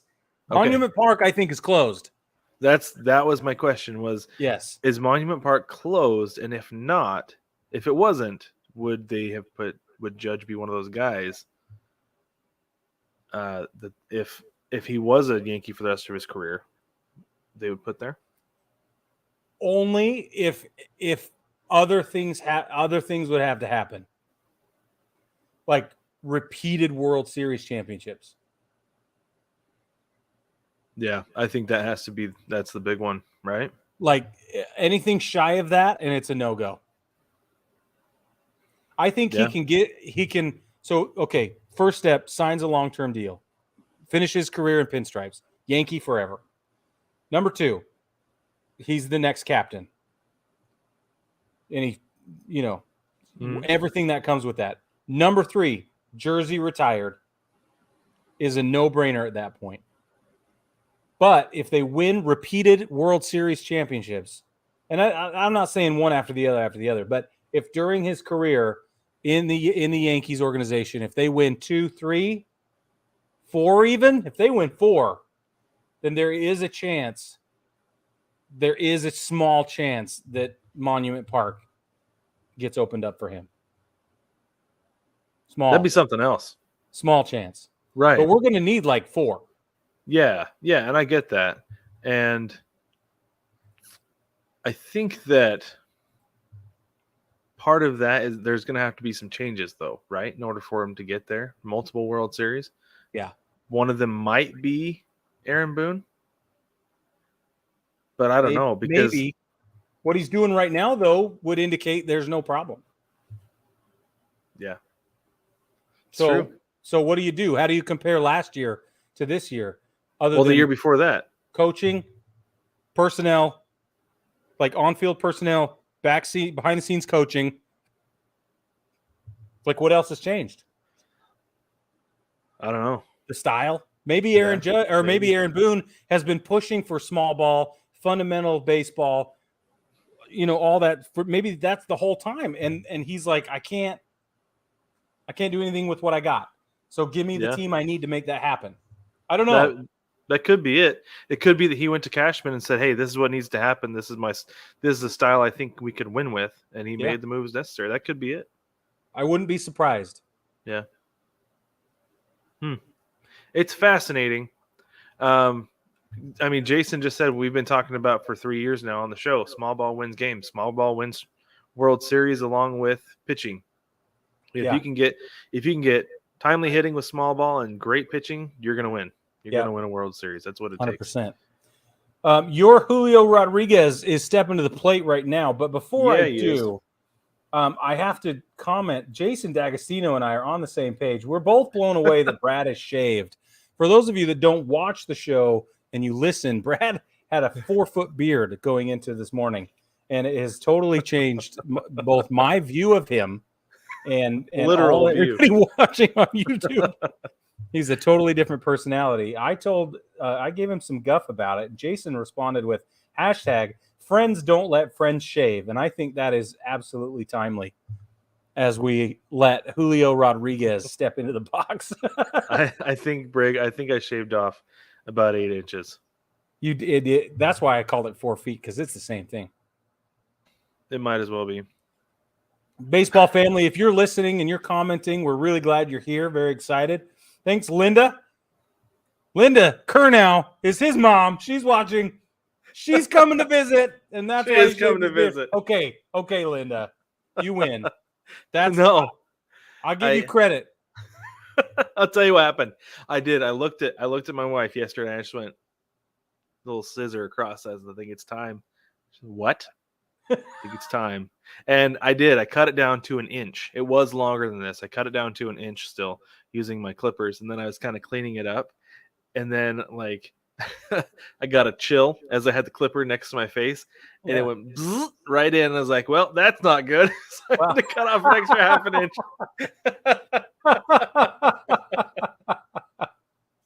Oh, man. So it is down to half an inch at this point. So that's from amazing. A solid 8 to 9. For those of you, Julio Rodriguez stepping up to the box, Brad, and he's got 3 minutes to do some serious work here for. And he's gonna do some yard work.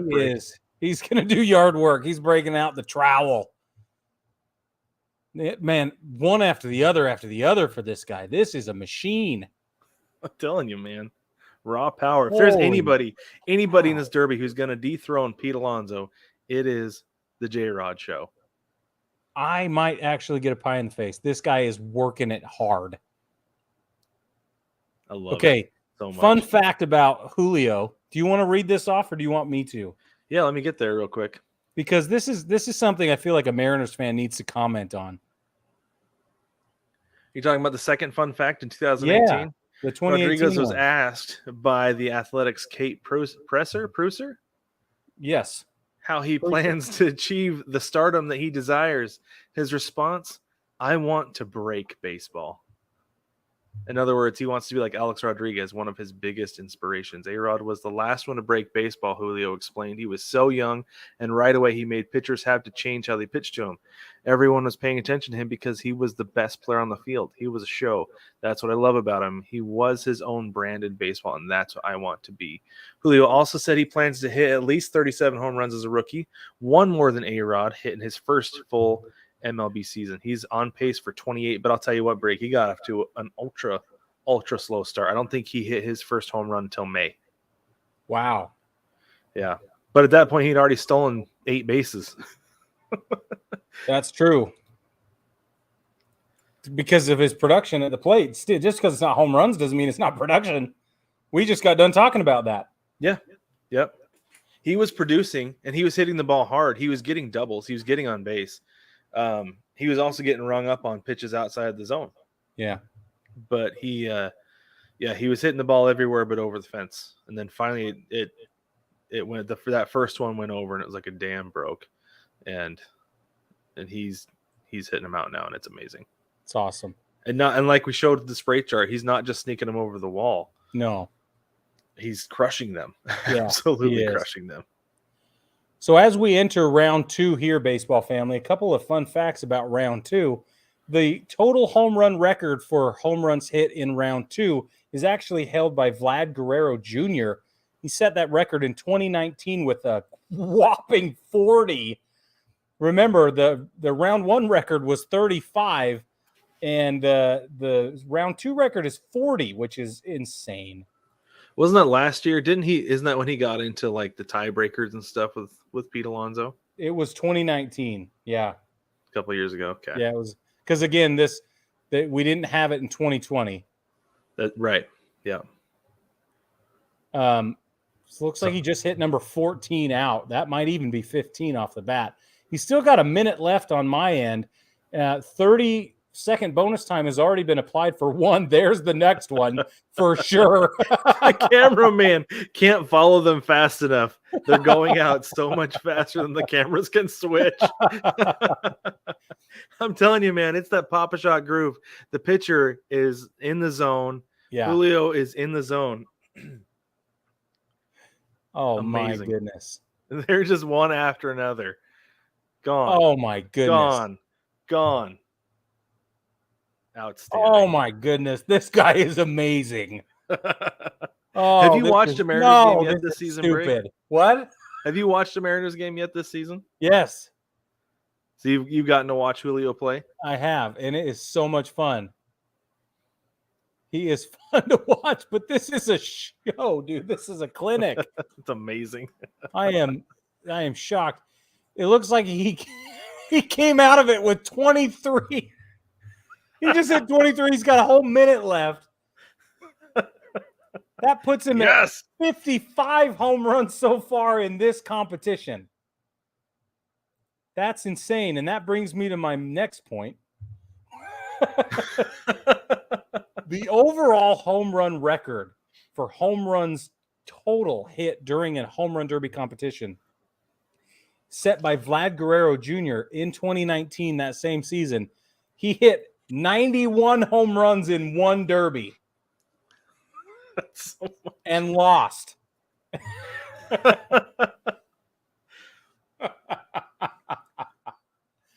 Oh, man.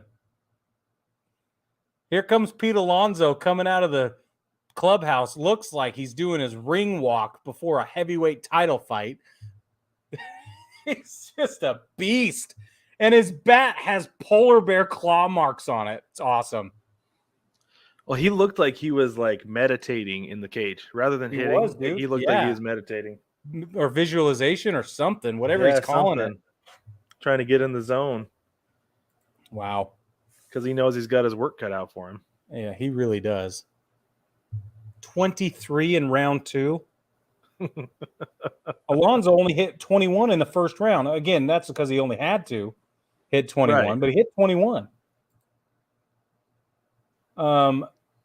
Okay, I got another J-Rod memorabilia. You want to go after it real quick? Yeah, so this is an autographed Nike jersey. Let me get the picture. I got it. You got it. Sweet. This I might be trying to get myself one of these that's not signed because this is a little bit out of my price range, Brig.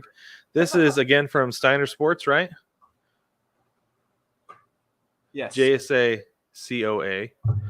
$545, and this is for a rookie, Julio Rodriguez. Oh, this is Steel City Collectibles who has this. Yeah. So like I said, the low price of $545. I don't think this one comes with free shipping.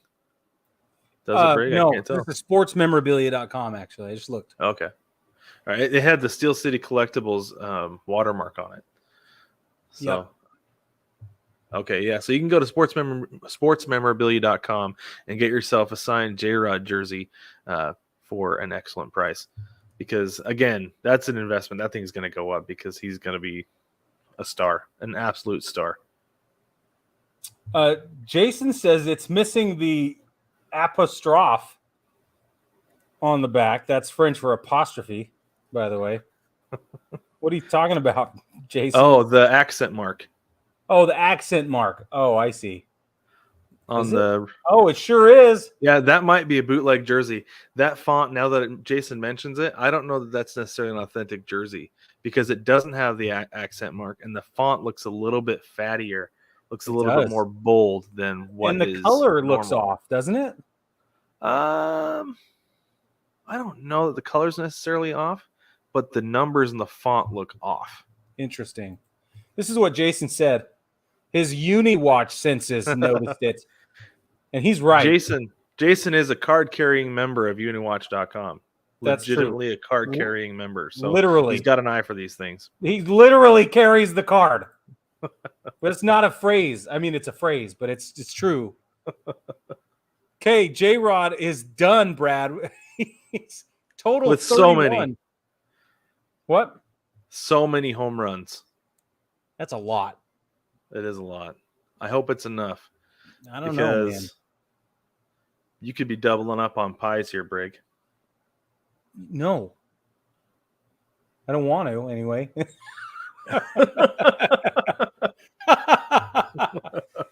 They're showing video of polar bear doing box squats, cage squats or whatever. What are these called? He's lifting heavy things repeatedly. I used to do that. I don't know what they're called anymore. I don't know what the kids are calling them these days. I don't know. But he looks like he could play tight end for the Jets and be just fine. Might be an upgrade over what they have. Whoa! Whoops. Don't say whoops like you didn't mean it. I didn't mean it. Hey, he's got to beat 31, and that is a tall order, my friend. That is an ugly amount. But he's going to get his bonus time, though. So he's got that going for him already. We know he's going to get his bonus time because he hits for distance. Yep. So it's just a matter of getting in the groove. Oh, that one is gone. Oh, Brad, I think that's my official home run call. We were a baseball family. We were talking about what our home run calls would be if we were announcers, because tonight we are. And we were talking about some of our favorites. And obviously, I listened to a lot of John Sterling being a Yankees fan. So I was like, it is high, it is far, it is gone. And I wondered if that would factor in at all, but it hasn't, because my knee-jerk reaction is, oh! I just think that should be a thing from now on. I can't wait until the professional broadcasters. Oh! It's so good. Boy, he's going to have to step it up. He's got 6 at his break, minute 46 left. I just saw him send a laser to left field, though, but took some kid's head off. Yeah. Man. He does have his bonus time already, though, is locked in. Yeah, I didn't think it was going to take long for that to happen. Those poor kids out in left field, though, they all need to play on the track. They're going to get killed. I wonder if they got to probably sign liability waivers, right? Yeah, everybody, their parents had to sign waivers, every one of them. Man, and I bet you there is probably a line. They're like, okay, you cannot come any closer than this or you will die. I'm sure. If not, you'll break your wrist trying to catch those balls. Yeah, exactly. They're getting smoked. Oh, man. All right, so I have him at his break with what, 7? Is that what he had at his break? 6. There's 7. That one's out of here. It's like 5th, 6th row. There's another one, 8th row back, both in left field. Oh, that one's gone. Oh, no, it fell short. No. And that's your John Sterling call right there. Oh, back off. You back off right now.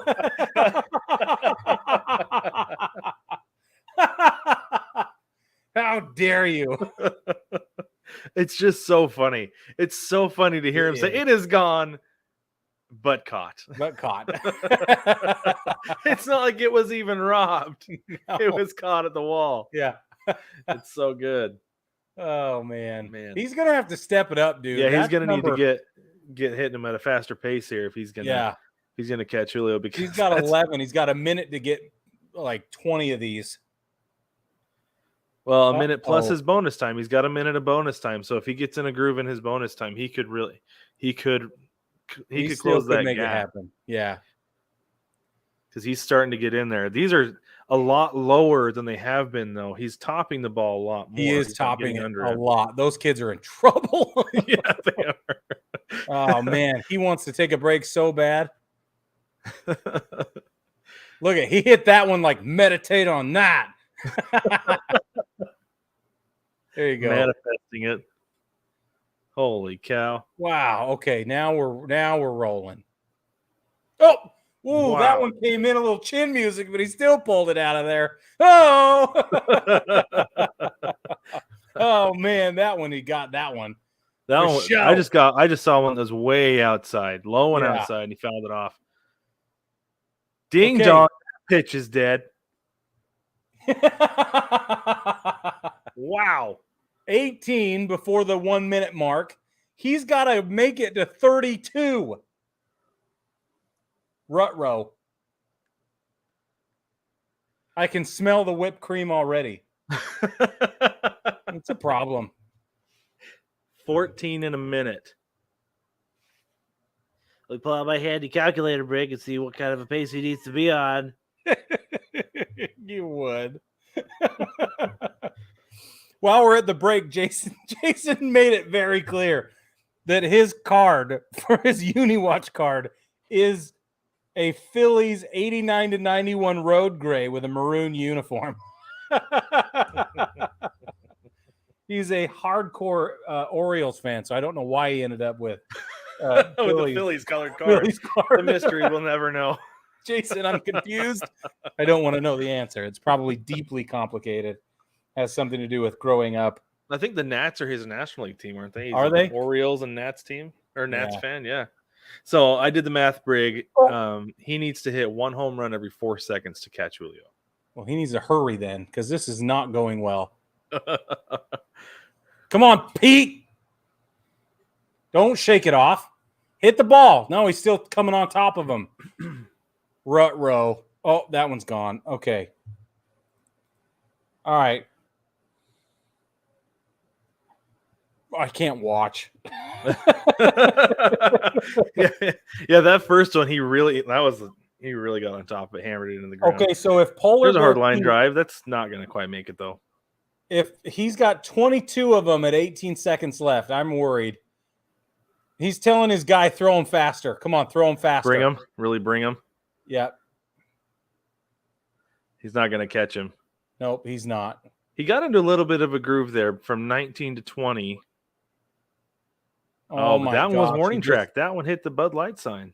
He just lost. 24. Oh, no! Yeah! Oh, no. I love it. I hate this. I'm loving it. This is the most fun I've had watching a home run derby in a long time, Brent. Shut up. I will not. Okay. Well, I'm getting a pie in the face. Well, so sorry, all right, Jason. So Pete Alonso is eliminated. I still have Juan Soto left. You still have Kyle Schwarber left. If Schwarber wins this thing, then No. I have nobody. I have nobody left. No, you have Kyle Schwarber left. You have the National League. Pujols beat Schwarber. Oh, you're right. I crossed off Pujols because I thought that he was going to get eliminated. No, Pujols beat him by 1 home run. You're right. How did I? Wow, I really messed that one up, didn't I? I think I am all the way eliminated, aren't I? No, you still got Pujols. You do still have Pujols. That's right. But the likelihood, let's be honest, Brig. But he shocked us in the first round. Just like Trey Mancini did last year. Who's to say that he doesn't beat Juan Soto? That's right. Just saying. That's right. Yeah. Could he beat J-Rod, though? No.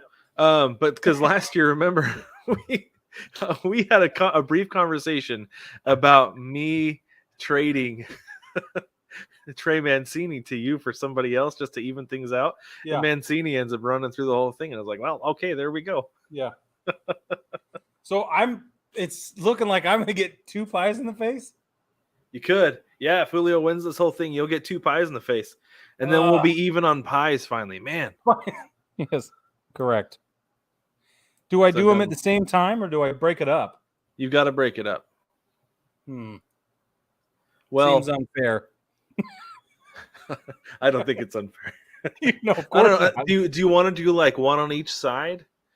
Let's not decide this yet though, because I don't want to jinx anything. I do believe in jinxes. Instead, let's talk meaningless predictions here, Brig. Okay. So real quick recapping, because like I said, I found my paper that had my notes on it. Yes. From our meaningless predictions at the beginning of the season. I had the Yankees winning the whole thing. Yep. Winning the division, winning the World Series. That looks pretty good so far. Yeah. But I did have the Blue Jays winning the wild card. or being a wild card team out of the East. So I don't know how that's going to go because I feel like the Blue Jays are kind of a dumpster fire right now. They did fire their manager last week in a surprise move. Surprised me. Shocking. So there's that. And then I also had a terrible pick. I had the Tigers winning the Central. That was a bad idea. Wow. Because this is the thing. They finished the season strong last year. So I was like, okay, they'll carry it over. They did not. They just optioned Torkelson today. Sent him down. They sent him down to the minors to work on him because he's not been good. I didn't have the Tigers or I didn't have the White Sox winning the division. I had them as a wild card team. I don't think that's going to happen. Yeah. But then I've also got the Dodgers winning the NL West. Oh, I had the Astros winning the AL West. And then the Mariners making a wild card spot, and that seems to be holding up so far. But I had the Dodgers winning the NL West, the Padres as a wild card team, had Milwaukee winning the Central with St. Louis as a wild card team, and then the Phillies winning the East. And San Francisco is another wild card team. Not too bad. I mean, it could still happen. I don't think it's going to. Yeah. Because the Mets are not going to met the bed this year. That's not going to happen. But they're not. I keep saying that. Yeah, so I'd have to amend the Phillies for the Mets in the East. Who do you have in the NL East? Brig, the Mets still? Yeah. Yeah, you've been writing that every week, of course. Then you've got the Yankees obviously winning the AL East. Yep. That would be a monumental collapse if that happened. Oh, dude. Historic. Dude. Literally of epic proportions. Oh, man. Dude, I don't even want to think about that. Like, that makes me so uncomfortable. Just the prospect of that collapse makes me so like right deeply. All the bile rose. And the tears all at the same time. I don't know which was winning, but they're competing. Yeah. The Central is going to be the Twins. The Twins, I think, are the biggest surprise so far this season. Agreed. Out of nowhere. I mean, it seemed like Carlos Correa went there strictly for the money. I think we talk about that all the time, too. That was a surprise there. And then how good they've been has been amazing. So, Jason, real quick. The White Sox picked in the Central. A lot of people did. Yeah. Jason jumped in real quick on the Phillies. He said the Phillies will have to get in as the third wild card, but the Braves are 2.5 back of the Mets, so don't count the Braves out. The Braves have been hot as anybody just about recently. They found their stride, and they very well could catch the Mets if the Mets have any trouble down the stretch. That's true. That is a thing that could happen. That's true. And the injury bug is beating them up right now in New York. So yeah. And then in the West, are we still feeling like Astros have it on lock? So here's the thing, Brig. I got to tell you about this. I was looking at some stuff today, trying to figure out because the Mariners sit 9 back of the Astros. Okay. The Mariners have won 14 in a row going into the All-Star break. And they're still 9 back. They've only gained 4 games. But if things continue to go at the pace that they're going at, I'm not saying the Mariners are going to go undefeated through August. I'm not saying that the Astros are going to win 4 out of every 6. Are only going to win 4 out of every 10. But if these two teams continue to play at the pace that they've been the last month, the Mariners could be playing to catch the Astros Labor Day weekend. It's true. Which is astonishing entirely. I think even you're surprised. Are you not? Oh, I'm so surprised because I was looking, I was going through, I was like, is there any chance that they have to catch them? And they could very well catch them Labor Day weekend. They'd have a chance to. I don't know if they necessarily will. But looking at, and the thing that's crazy too is the way that the Astros play is they're all or nothing. They're relying so much on the home run right now. They don't get guys on base. They don't draw walks. They don't strike out, but they don't walk. They don't get hits nearly as much as anybody else does. It's crazy. It's amazing that they're winning relying on the home run as much as they do. Pujols just hit his 6th out, by the way. He's taking a timeout at 1:46 remaining. Yeah, those first 3 went out in a hurry. Then he kind of cooled down. I've got 4 now. He's just kind of slapping at him right there at the end of his first round. Oh, man. Number 5 snuck out.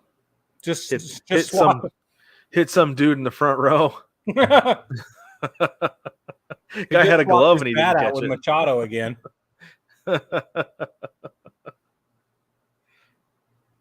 If you're gonna swap a bat out with a guy, I think Machado's one of your guys you want to do that with. Yeah, or Goldie maybe. Yeah. I wonder if those bats have hats while they're off to the side. If they're keeping them warm for him. They should be. Yeah, they should be. I would bring a heater with me everywhere I went just for my bat. Yeah, Just a space heater. And just hold it up to it.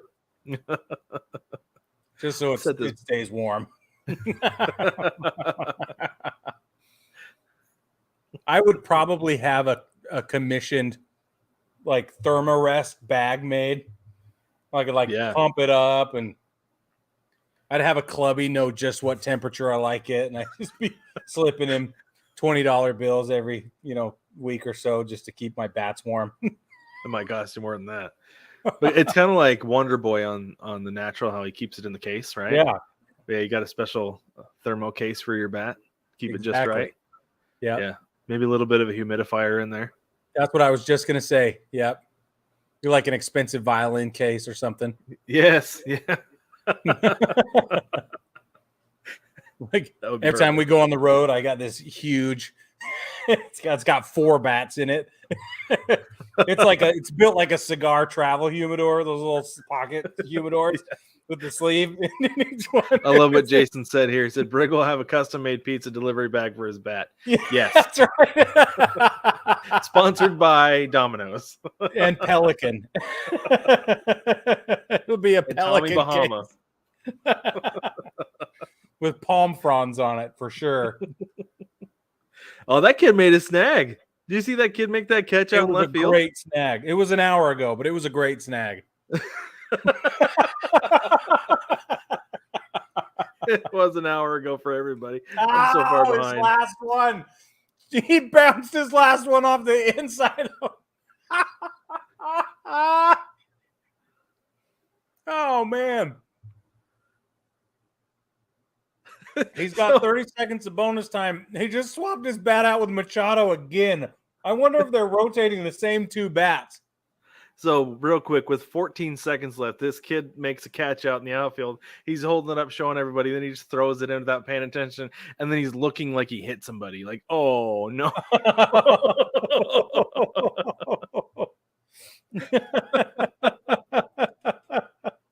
Oh, man. So funny. I wonder if he has Machado over there, like, warming it up, like wrapping it in a towel or something for him. It's got to be, right? Like something's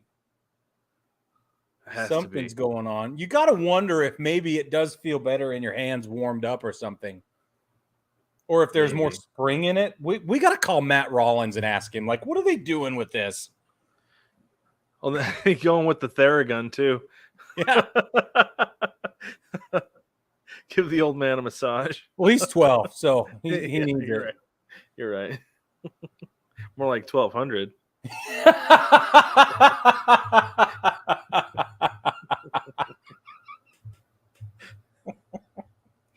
Oh, man. That's all. Here we go. 13, 14. First row. He's hitting these into the first row. Sneaking them over the wall. Yeah, that one didn't even sneak. That one didn't even sneak. These ones are making it to the track. Oh, man, he's got to be gassed. He's so gassed. Are they going to give him that 16th one? No? 15 total? Okay. Looks like Soto's going to clean him up. Although I hope not. He might. So Pujols has 35 home runs tonight. Yeah. That is double what he had last year, more than double what he had last year. And let's see, 12 more than what he's hit this season and last season combined. I'm still upset that Miguel Cabrera is not participating tonight. They should have brought him in. They should have. It would have been fun. I mean, I know he only has 4 home runs this year. Maybe. I don't care. Yeah. It would have been similar, but at the same time, though, let them have their last day at Disney World. That's what I'm saying. So, okay, I want to go back to the people that I chose as I wanted to participate. What was that? He has 3 home runs this season. Miggy does. Oh, 3. Got it. These are the names from the home run derby that I wanted that we don't get to see tonight. Jazz Chisholm Jr., Christian Walker, Jock Peterson, none of them are involved. Nor is Vlad Guerrero, Mike Trout, Rafael Devers, Byron Buxton, or Yordan Alvarez. All of my American League hopefuls, none of them made it to the game tonight. Yeah. Well, there are only 3 guys from the American League to begin with. Right. I don't understand why. I don't know, because I think there's only 3 last year too. Yeah, there was. It's strange. Can we just appreciate Juan Soto's bat for a minute? It's so good. You'll see it tomorrow. Yeah, when I get there, broadcast catches up. I'll let you know my thoughts when I catch up to that tomorrow. The hamster wheel is not spinning nearly fast enough today with my internet break. What's that? That hamster wheel that runs my internet is not spinning nearly fast enough. Okay, there it is. Yeah, I like that. It's like a fluorescent tag. Yeah. On like a sky blue barrel. It's awesome. Major League Baseball needs to get it together and let guys use these bats in games. I know. I don't understand why they don't. Like, it doesn't make any sense to me. They can have somewhat personalization on their shoes, but they need to take a page out of the NBA's book and let guys express themselves with their bats, their shoes, all of it. All of it. Their batting gloves, more than just Mother's Day, Father's Day, 4th of July, Memorial Day, and whatever else they decide. Players' Weekend needs to be all season long. It would be more fun. And think about this, Brig. You want to move merchandise? Move licensed metal bats that have that Juan Soto tag on it. Oh, man. If Wilson asked me for a Juan Soto bat or a J-Rod bat, I'd go out and buy it tomorrow. Yeah. Absolutely. Oh, yeah, totally. Yeah, I wonder what that would do to production, though, for like, think of the output that would put on Matt over at Anchor Bats. Right. So it would definitely change everything. It would definitely come with production of metal bats, right? Like we talked to him about that. That producing metal bats is a whole big thing. And I think that's what it would be. It would be more printing on metal. Yeah. Right? Yes. That you've got kids playing travel ball who are using a Juan Soto bat, Julio Rodriguez bat, a Pete Alonso bat with polar bear claws on it. Right. Right? Like that would be awesome because you can get mass-produced pro model snowboards with their prints on them. You can get NBA players' shoes. You can get NFL guys' cleats. You can get MLB guys' cleats. There's no reason that these teams shouldn't be able to produce metal bats that have this same signature on it that these guys are getting on their wood bats. But then let them use them in the game so they're more widely known about. Yeah, I agree. I totally agree. And one of my favorite companies that does things like that is Jaw Bats. So if you're not familiar with Jaw Bats, you guys got to go look it up. Okay, Juan Soto hit 6 out before he took his break. He's got 1:31. He just took the first pitch of his second attempt here. And while he's at the plate, I want to jump into a couple of memorabilia items I have for Juan Soto. Let's start with this one. This is a game-used ball from Soto's MLB debut. It's signed by the guy himself. You can get one. It'll only cost you $26,718.99 from Steiner Sports. That's so much money for no big deal. Oh my gosh. But I mean, that's what kind of a superstar we're talking about here. And people, even the fans, realize it because let's be honest, the fans are setting this price. The market is driving this price. This is pure market, like Adam Smith type stuff here. So that's philosophy. Let's not get into that. The point is supply and demand, Brig. Comes down to supply and demand. Yeah, supply and demand. Thanks. That was the easier way to explain it. Anyway, so if you got a spare 26 or 27 grand hanging around, I'll bet they'd sell you a $75 case to put it in. And free shipping for the next 7 hours. 7 hours, free shipping. Amazing. It's probably 6.5 now, but Yeah. Okay, we're at 13 home runs. He's has got his 3 bonus time seconds still. left. He's got 2 bonuses. He's stuck at 13. He's got a minute to hit 3 home runs. So, oh man, I've got 11 with 16 seconds left. Oh, there's 12. That was a line drive shot, man. Yeah, that 13th home run was a laser beam over the right field fence. Yeah, but he I think it hit the railing. gassed. He's in trouble. He's got a lot of. Oh yeah, He's going to need this break right now. yeah. That last one, that last pitch, he just popped it straight up because his barrel just dropped. Couldn't even get it up to the ball. Denise is in the house. What's up, Denise? Thanks for joining us. She says, Brad, your beard. Yes. Thank you, Denise. We all agree. We've all mentioned it. It's a huge deal. It's a huge problem. Luckily, It'll grows grow like a back. weed, so it'll be fine. It'll grow back. It'll be fine, Brig. Denise, do you think Juan Soto is going to hit 3 home runs in the next 1 minute? That's what I want to know. For those of you watching at home, we need to know. How do you feel? What are you thinking? Brad, did you know we have people watching on all 3 platforms right now? We do. Welcome. Yeah, we've had. Welcome Twitch. Twitch has been our new one this That's summer. what I'm saying. The catcher And- just took one right in the match, right in the mask. Twitch. I don't know who that is on Twitch. Let us know if you can comment. But they've been here the entire time.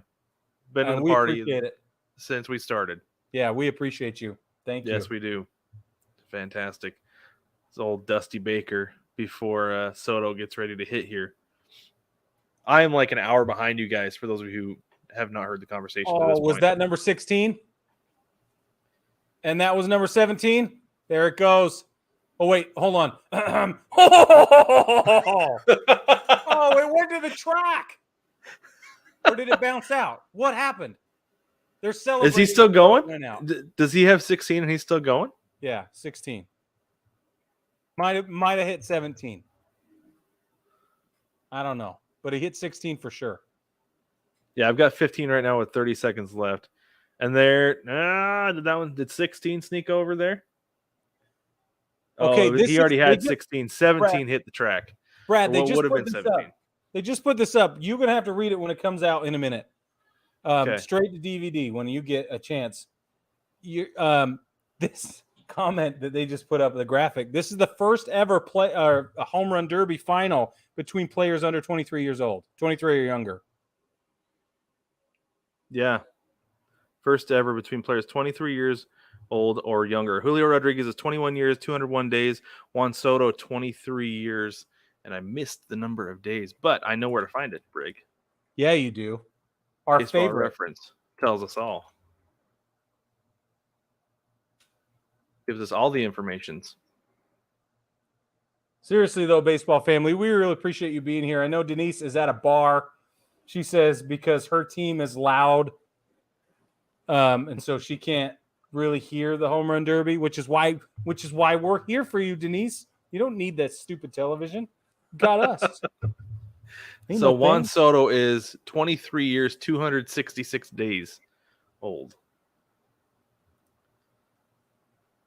Denise, it's going to be Julio. Yeah, it's going to be Julio. She says, I'm going to pick the guy whose first name starts with J. Okay. Welcome to the party. Thanks for being late on your pick. Denise, just an update. I'm already getting at least 1 pie in the face. Oh, now 2. Oh, no. Now I'm getting 2 pies in the face. No, if you only get 2 if Julio wins. I'm going to save you from a pie there, potentially, Brig. Brad, you keep doing that. I know. You're such a good person.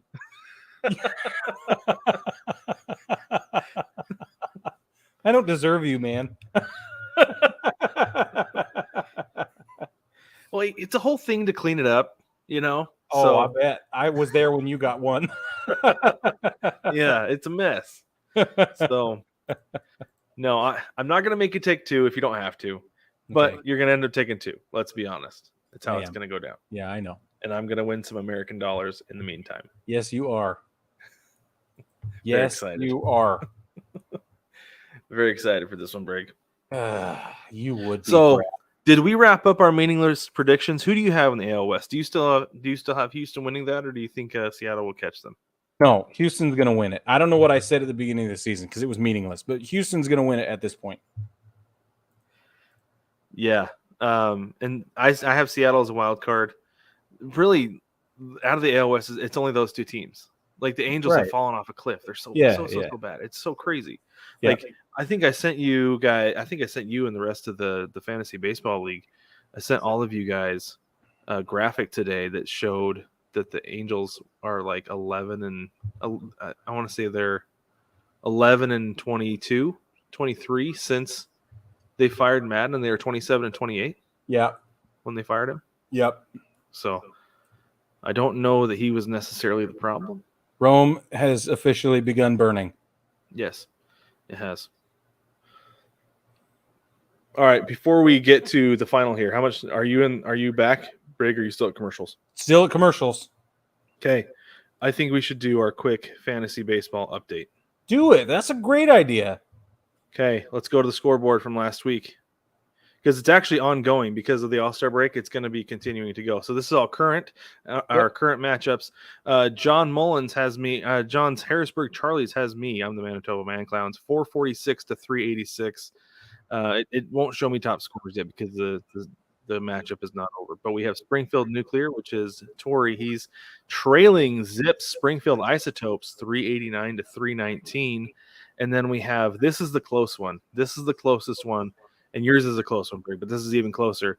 We've got Denise's Grace Under Fire is up 1 on Jules Big League Chupacabras, 428 to 429. And then you and Jason are in a close one, too, 415 to 410. Yeah. Jason, not another fantasy team, is up on Rigor Mortis. What, by 5, I think it's – yeah. Yep. I've got quite a bit of ground to make up. 60 points. I'm hoping it'll happen. I don't know that it will because I don't think I have any games on Thursday when things start back up. I don't think my game starts on Friday either. Yeah. So we'll see what happens. Yeah, because let's see. Games coming up on Thursday. There are 1, 2, 3, 4, 5. Only 6 games on Thursday. So there's not a whole lot of action, but teams do start up playing again in the second half of the season.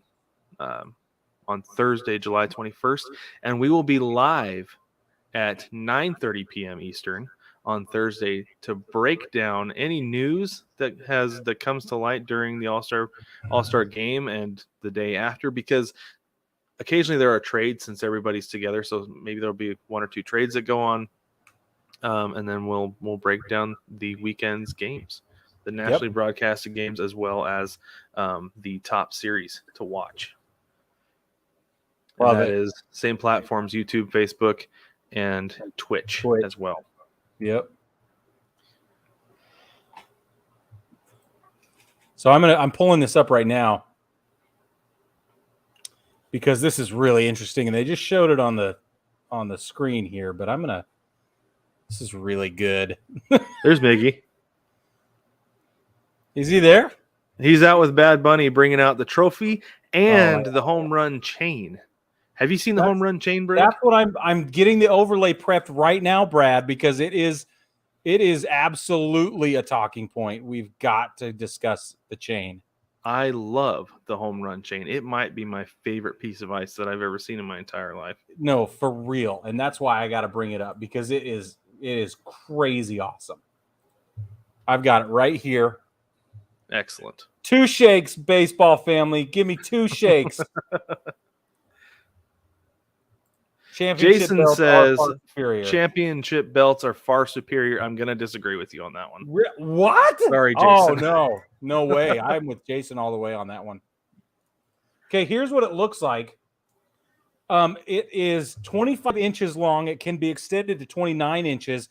It is platinum plated, 65 handset cubit zirconia, 125 Swarovski crystals.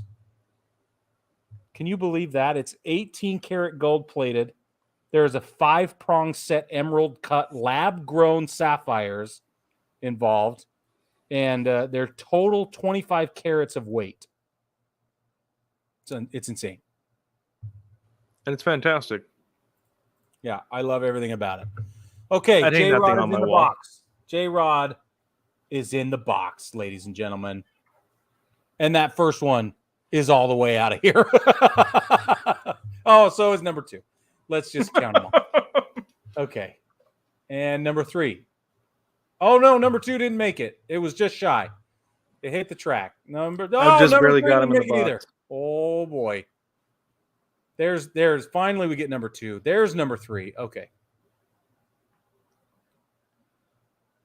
I need my home run call to be. Oh, triggered. ding dong. That pitch is dead. And so is its family and its dog and its flying monkeys. Holy cow. That's awesome. There it goes. Jeez. Good night. Good night, nurse. Okay, while we're doing this, he's going to take a break here in a second. And I went and dug up another memorabilia for you, Brad. Okay. And so here we are taking a break. He's got 57 seconds left, 7 home runs total. And I went out and dug up this additional memorabilia item because we've shown what MLB debut balls go for. Again, this one, 4/8/22, Julio Rodriguez. It's got a Beckett BAS witness stock number, so it's fully authenticated. $307.99 at Steiner Sports Memorabilia. You can get this ball. It's not game used or anything like that, but it is official. $307.99.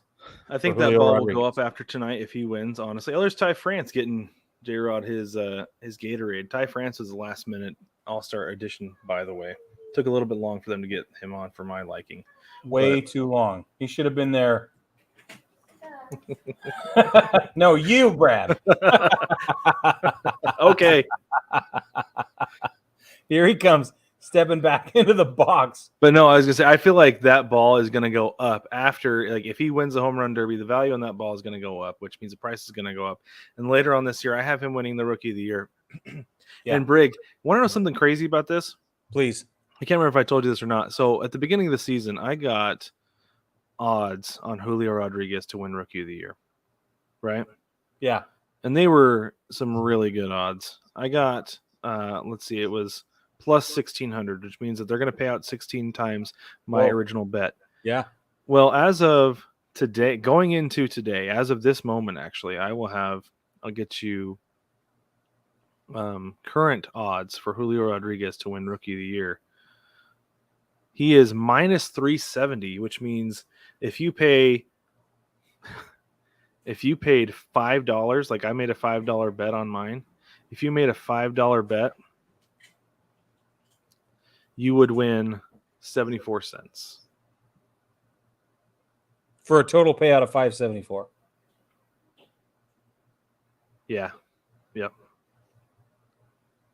Yeah. So Interesting. You're getting negative money. He's big time negative money, which is crazy because that's gone down even more from like a couple days ago. He's minus 330. Yeah. So people are continuing to put money on him for some reason. Interesting. And I think it's just the point that, like, if I put anything on him, I'm going to win something. Right. Yeah. Okay. He finishes the regulation play with 14 home runs in this round.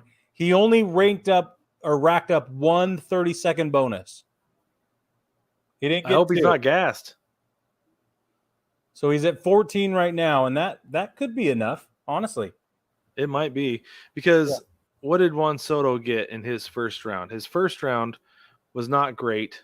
He had 18. He had 18. And then he had 16. So with his 30 seconds of bonus time, he could probably get 4 or 5 more, and that might be enough. Yeah, it really will. I think it will be. Oh, boy. Soto's going with the Theragun. Yeah. Getting ready. It's not a Theragun. It's a Hyperlight. Oh, sorry. Yeah, come on, Brad. I have 2 Theraguns. They're the best. They're far superior and they're more expensive. Yes, they are. They're much more expensive. Like That's 3 why- times the price. I don't know why. That's why they're the ones that because Yeah. they're the expensive ones. Well, that's why I have one for travel. I have one just for car rides and plane rides. As For you those should. of you that don't know, I am all the way broken. So I need all kind of help all the time. And that is all she wrote. Okay, there's number 16. 17. Is he going to hit 18? I bet that's 18. That one might be too high off the bat. He might have got under it too much.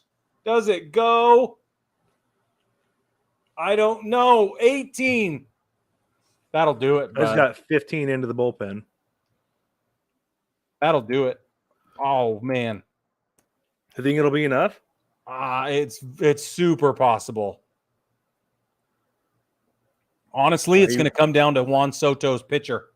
Yeah, he got all the way under 18. Holy cow, he teed off on that one. Yeah, he did. That was a golf shot. It is going to come down to Juan Soto's pitcher. If that guy throws appropriately, then he can catch J-Rod. But if he makes any mistakes, we're going to have a problem. Yeah. The pitcher, I mean. Right. I'm starting to get a little nervous, Brig. 18's not a ton. It's not a ton. No, it's not. Fun fact about Juan Soto. Juan Soto. May 21st, 2018, he made his MLB debut, and he crushed not only his first at-bat, but the very first pitch he ever saw in the major leagues. It was a fastball, 442 feet over the left center field wall at Nationals Park.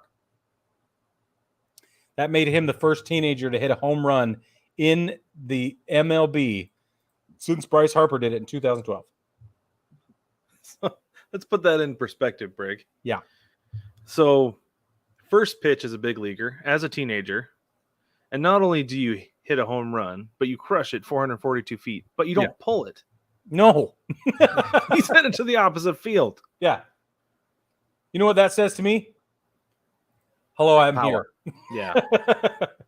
Yeah. Is my office ready? You can start engraving that plaque now. Here's your first memo. There's good new sheriff in town. Brad, while we're at this commercial break, I'd like to take an opportunity to ask you this one very fundamental question. Okay. And now it's a big one. So I hope you can handle it. You ready? I'm ready. Yep. Of these flavors, is anything going to dethrone hatched green chili? Smokehouse barbecue comes close. Parmesan pepper is really, really good. Really good. Yeah. But I'll say this. Of those, we don't have cinnamon toast. We haven't tried that. Instead, we have had jalapeno ranch. Yep. Here you go. There it Feature is. front and center. Yeah, and that one is really, really good. I'm not a ranch guy, but we established on our sunflower seed tasting episode that I am a ranch seed guy. As long as you don't know it's ranch. I was fine. nervous. I was nervous going into this one, but it's really, really good. It is so good. So you're a Parm and Pep guy, right? Mm-hmm. Is there Like anything all the way? Yeah, like there's nothing even close.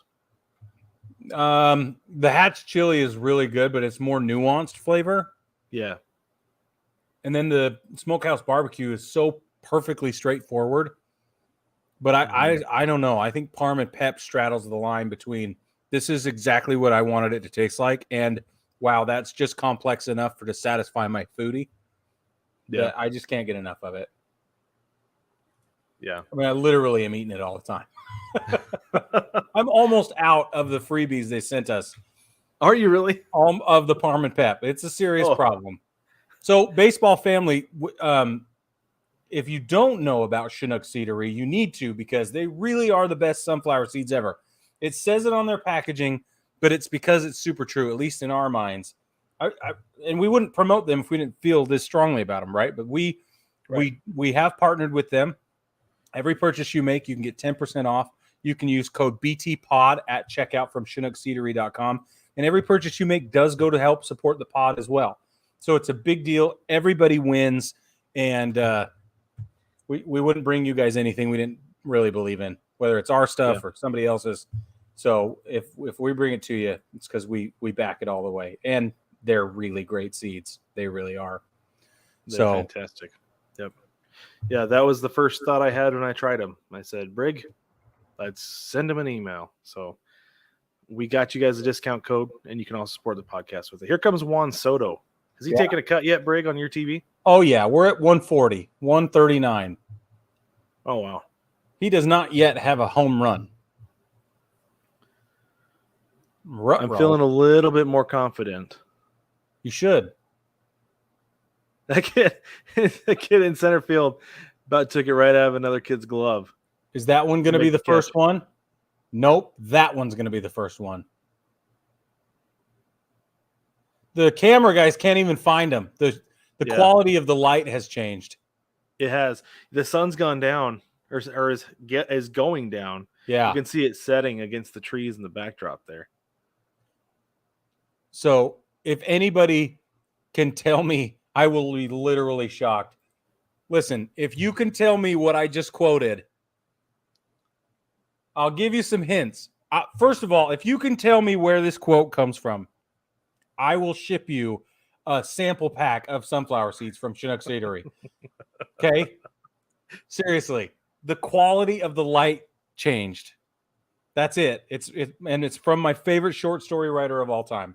I know you're all on the Google machine right now trying to figure it out, and that's totally fair. Because you should play every advantage you have. Never give up the tactical advantage. That's right. Get on the Google machine and figure it out. Yeah. That's it. And it's arguably my favorite of his pieces. But I'm a joke. So real quick, Brig. So we're talking about the light. While we're talking about the lighting here, you can see the sun setting against the trees, right? Not behind the trees, but against the trees. And that's because we've talked about this on, I think it was one of our very first episodes, that you'll find that baseball stadiums traditionally face east so that the sun, as it sets, is never in the batter's eye. It's always behind the batter. So it's going to be a problem typically for outfielders in smaller stadiums, but as you get bigger ones, it's not as big of an issue. You'll see it every once in a while, but it's usually the high sun that's the problem, or at the beginning of a night game, right, as it sets behind the grandstand. But that's something to keep in mind as you're picking your seats. Typically, the third base line, left field, and foul territory and left field are going to be your shaded areas in the evening and a night game. So something to keep in mind. Little hack especially for when you. you're buying tickets. Yep. Okay, I have 32 seconds plus bonus time with 10 home runs for Juan Soto. I'm starting to get worried. Number 11 just made it out, but it looks like it hit the top of the wall and they didn't count it. So they're going to give him that one as number 11. That's ridiculous. There's number 12. So it hit the wall. Did it hit the top of the wall? Crawling all over the tarp. They're crawling all over the tarp and rolling around again. It looks like a baseball sleepover in the outfield. Okay, he has 15. He has 15 and he's got a minute left, Brad. Oh, no. He has 15 with 1 minute left. Look, J-Rod's like, oh, no, man. That's trouble. It is trouble. Yeah, he found his groove. Well, that one shouldn't count. They counted. Oh, no, that would have been 15. Okay, they didn't count 15 because the ball. Oh, they did count 15. The ball was thrown after the timer went out. You back off, Brad. I will not. It's an exhibition. I don't care, Brig. I want my guy to win this thing. I want you to take 2 pies in the face. Yeah. Well, you need it. I do need you to take 2 pies in the face. And granted, Soto is one of my guys too, but still, I'd rather have J-Rod win it. Oh, but you know what? Here's the thing. So this is one of the things I can't remember if we talked about this on the big show, but I feel like Julio Rodriguez coming here is more of him getting a feel for the Derby. So next year, when it's in Seattle, he can put on a show. Is it going to be in Seattle next year? It's in Seattle next year. Oh man. Yep. My travel budget is suffering.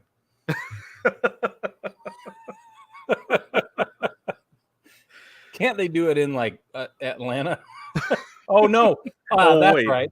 Oh Yeah, that was a thing. That was a thing. Yeah. But then it wasn't. Okay. That's not going to get out. Here we go. 57 seconds left. The first 2 pitches are no-goes. 3 pitches, no-go. Fourth pitch might make it. That might make it. The 5th pitch is gone. Fourth I pitch just have made him it. barely stepping into the box right now, Brig. Number 6 is out of here. Oh my goodness. Number 7 is out of here. Get out of here. He's got 18, Brad. He needs 1 more. No. Stop. There it goes. He just Soto won it. Go. It's out. He won. Yeah. For those of you who may have missed the previous conversation or earlier, Brig now only has to take 1 pie in the face because we took our double or nothing players. Mine was Julio Rodriguez. His was Pete Alonso. But we also divided up the field into predominantly American League and Juan Soto for my side, and then Brig got the National League. So since Soto happened to be on my side, on the predominantly American League side of the bracket, Brig will be taking 1 pie in the face. That will be posted to TikTok, Instagram, and likely on YouTube Shorts. Yeah. Whenever he gets that video to me. And anywhere else we deem necessary, because the world needs to see Brig take a pie in the face because it has not happened yet. It's happened to Brad twice. Twice, yes. And it is justifiably the best thing I've ever seen in my life. Brig was here for. Did you do that first one? Or were you just here for it? Wilson That's did right. both of them. Wilson did both of them. Yeah, I was there. And that was Yeah. awesome. So good. And he came at you hard, dude. Like it was all over the blinds. There was whipped cream everywhere. Yeah, it was so great. Didn't so you I'm say hoping it took you an hour to get it out of your beard or something? Yeah, it took forever. It's back when the beard was long. Yeah. But yeah, we're still sad about that, Brad. Don't bring it up ever again. Just grow it back out in repentance. It'll grow back. It's just step 1 is admitting that you are powerless. Okay.